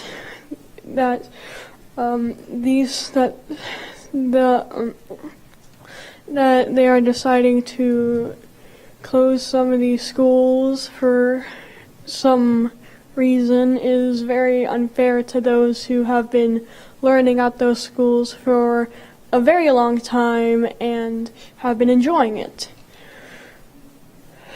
Yeah, that's it. My heart is pounding. Very nicely done. And you are very brave. So, thank you. Christine Burdett? Yes. And good morning. Hey, good morning. Yeah, I'm like as short as my daughter over here, but I am Christine Burdett, Assistant Director over at KCC, and a mother of 4. 2 of my kids are here with me today, the other 2, too small to bring. And what I've learned in educating my kids as a homeschooling mother for a couple of years, and also as a public educator with Hillsborough County, is that every child is different, and we know that. Every child has a different road, a different avenue, a different place that they're going to be when they get older. And coming to this school board meeting today, I just want to say that let these people have a choice. I understand there's a political thing going on. I get it. Money comes into play, but when it comes down to it, the kids that we have, the kids that we all serve, are the kids that are going to serve our future. Mm-hmm. So whether it's public school, homeschool, a charter school, give them those options, please. Thank you. Thank you. And next will be Bernadette, followed by Corinne, followed by Rachel Carter, then Kirsten Liza. Ooh, I took a chance on that one. Okay. Christine, good morning. Bernadette. Bernadette, I am sorry. That's okay. I must have missed the order. Thank you. That's okay. My name is Bernadette Pello. Thank you very much for hearing from us today. It takes all types of schools to educate all of our students. My son did private school for elementary, LLT Academy Charter School for middle school, and Riverview High School for public high school. He was also accepted into a magnet program, but declined because that was our choice. I believe that all children can learn in the right environment, and that is not the same for all of our children or even at certain times in their development. Florida is already too low on per pupil spending. We know that. Let's not take away one of the benefits that we have, and that is school choice. Let parents make their choice. Make their choices for smaller environments. Make their choices for school that offer best programs for specific children. All of our children are different, and we need to keep these options available. Thank you. Thank you. Next, Corinne Wingate, Rachel Carter, Kirsten, and Corinne. Hi, I'm Rachel Carter. I think Corinne had to leave. But thank you guys for letting me talk. I came today really just to provide like a personal perspective on the decisions that you guys are making. I'm a nurse at Tampa General. My late husband was a combat medic in the Army and a firefighter, and he actually passed away last year. I'm 37 years old. I'm a mom of two. My daughter Aurelia and Draken are sitting over there, along with Aurelia's best friend Addison. Aurelia and Addison met in kindergarten at South Shore Charter Academy in Riverview. We've connected as families, as a community. I can tell you things were pretty routine and standard up until my husband did pass away, and we probably would have been able to adapt to a different school and a different situation if these types of decisions were made. But something that really rose and showed me a lot was that the teachers know who we are. They know us in Carline. The dean knows if my son is misbehaving. He's in kindergarten. He's my wild child. They call me. They have a great relationship with them. Miss Wingate, who was going to speak before me, she was a school nurse. She would work with my daughter. They'd bring them down to color. They have great testing schools. It's a wonderful curriculum. We are a community. We're a family. So my main point, my main concern is that I could see how these decisions are being made for budgeting. I definitely support public schools. I can see how long-term it might be a better structure, but to disrupt this many families, we have a full enrollment, we have a waiting list. This is it. I mean, can we make decisions for the future that set up a better structure versus disrupting what's already been created? A brand new school, a great facility, jobs, Final families. thoughts. And I did want to say that the reason and how I did find South Shore Charter Academy and the reason why I chose a charter over a public, I live in Wimauma, Florida. When it was time for my daughter to go to school in 2010, our school that we were zoned for was Spanish speaking was the primary language, and we don't speak Spanish. So that's why I chose it, and it turned into a wonderful thing, and I please do not want to be disruptive. Time's up. Thank you. Thank you. Rachel Carter, Kirsten Lacey, Jory Allen, Sarah Capwell, and then Natalie King. Good morning. Good morning. I'm Kristen Lacey. Thank you for having me today and hearing my thoughts. As an educator, I've been an educator for 20 years, and I'm a certified teacher. I'm a certified guidance counselor. I'm an administrator of a school. I understand the importance and the value of our educational system.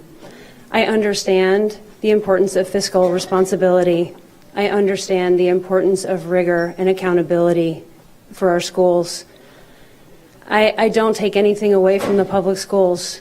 Speaking from a parent's perspective, I've raised two children that have gone through preschool, elementary school, middle school, and high school here in Hillsborough County. And for my two children, who are very, very different, they've attended public schools. They're at their neighborhood public school. They've attended private schools, charter schools, IB, Collegiate Academy, you name it. They've been to all of them, and they've succeeded, and they've done well. My daughter's going into her senior year with a 5.28 GPA. I don't think the charter schools have failed her. I don't think the private schools have failed her. I don't think the public schools have failed her. She's doing very well. My point here is that even as an educator, it's not my job to choose how all of these people's children get educated. That's not my choice to decide where their children attend school. My job is to do my best for my children and to have that choice. And my job is to do my best to educate the children that come Final to me thoughts? at my school. So I just implore you to give the parents that choice. It's important for them to have that. Thank you. Next, Joey. Jury. And Jury's another phenomenal runner, too. I think we're doing a 5K soon. Go ahead, speak. Yes, thank you for that. I didn't plan on speaking today, and I am a teacher over at South Shore. I just came here to give a support to the school that I currently work for, and I love working there. I also live in the community. I just thought the board needed to know that, some of us teachers are living in these same communities. We're very familiar about what's happening, how things are determined politically, and why certain things happen.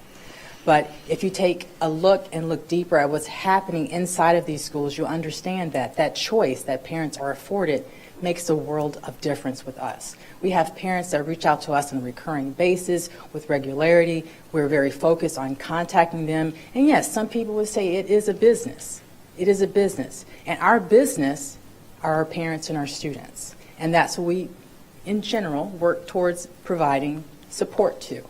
Now, I could say that, as a former military member, the reason why I'm actually here in Florida is because the options that were not available to my daughter didn't happen at the duty station that we were supposed to go to. So we ended up here. We ended up here because my daughter had a speech impediment, which she's overcome. And I appreciate the efforts that you guys have put into making that decision. I know it was tough. I saw some of the things that you went through. I saw some things that were mentioned about some lapses in areas and things of that nature. Just know that these things, as long as we are aware of them, we continue to work on them and remain accountable to that. Also, the last thing I'd like to mention is just sitting here at your workshop. I understand the decorum that you guys brought to the entire process. You mentioned taking turns and seconds and things of that Final nature. thoughts? So that respect that you guys give each other, I just really would hope you would consider that what our parents are going to understand, that these full sweep decisions that you're making impact gravely. And I'm concluding there, so thank you. Thank you. And next we'll have Sarah Capwell and then Natalie King. Good morning. Good morning. My name is Sarah Capwell, and I'm the new Deputy Director for our CSUSA schools in Hillsborough, Pasco, and in Manatee County. I am also a constituent of Hillsborough County, a resident of the ever-growing South County area, a proud parent of 2 former charter school students who are now in college. They are young men of Hispanic descent, and they needed that choice. I'm also an educator and administrator in the Tampa area for almost 20 years. And I'm asking this board to carefully reconsider their decision and to think about these 3 things. First, parents are the best ones to decide where their children go. I know. 2, when you deny high-achieving schools, then you're denying equal access to education. And 3, the impacts are greatest and are felt the most in our families and in the communities of our most vulnerable, our underrepresented populations, our students who face financial challenges, our minority students. Our students deserve to have this choice and to not have it taken from us. Thank you for your time. Thank you especially, Ms. Snively, for your consistent support of parent choice. And thank you. And last, Natalie King.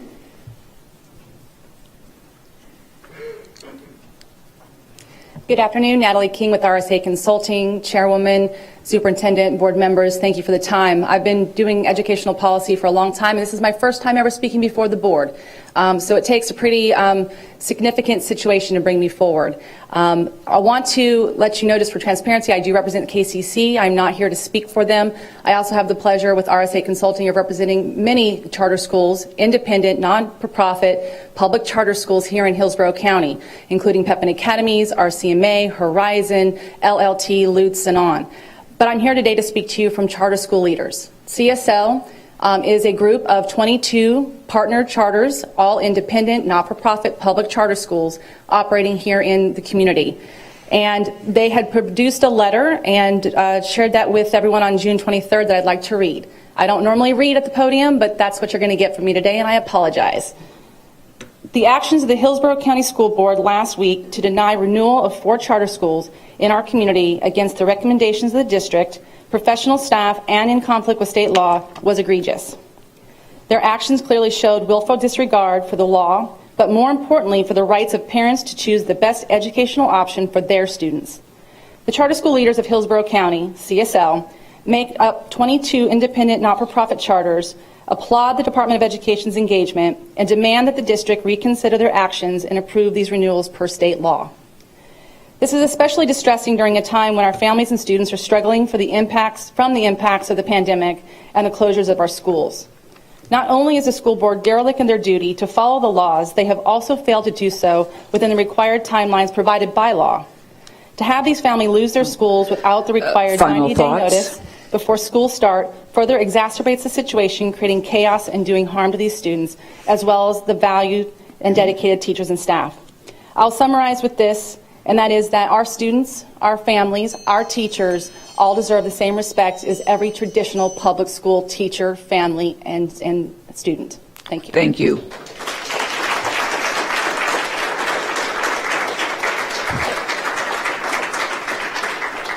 Okay, board members, this concludes our public comment. There is one more caveat in promissory notion to Member Vaughn's. I believe this is an open comment period of time that we have, actually we do have time to speak on any matter that you would like to share.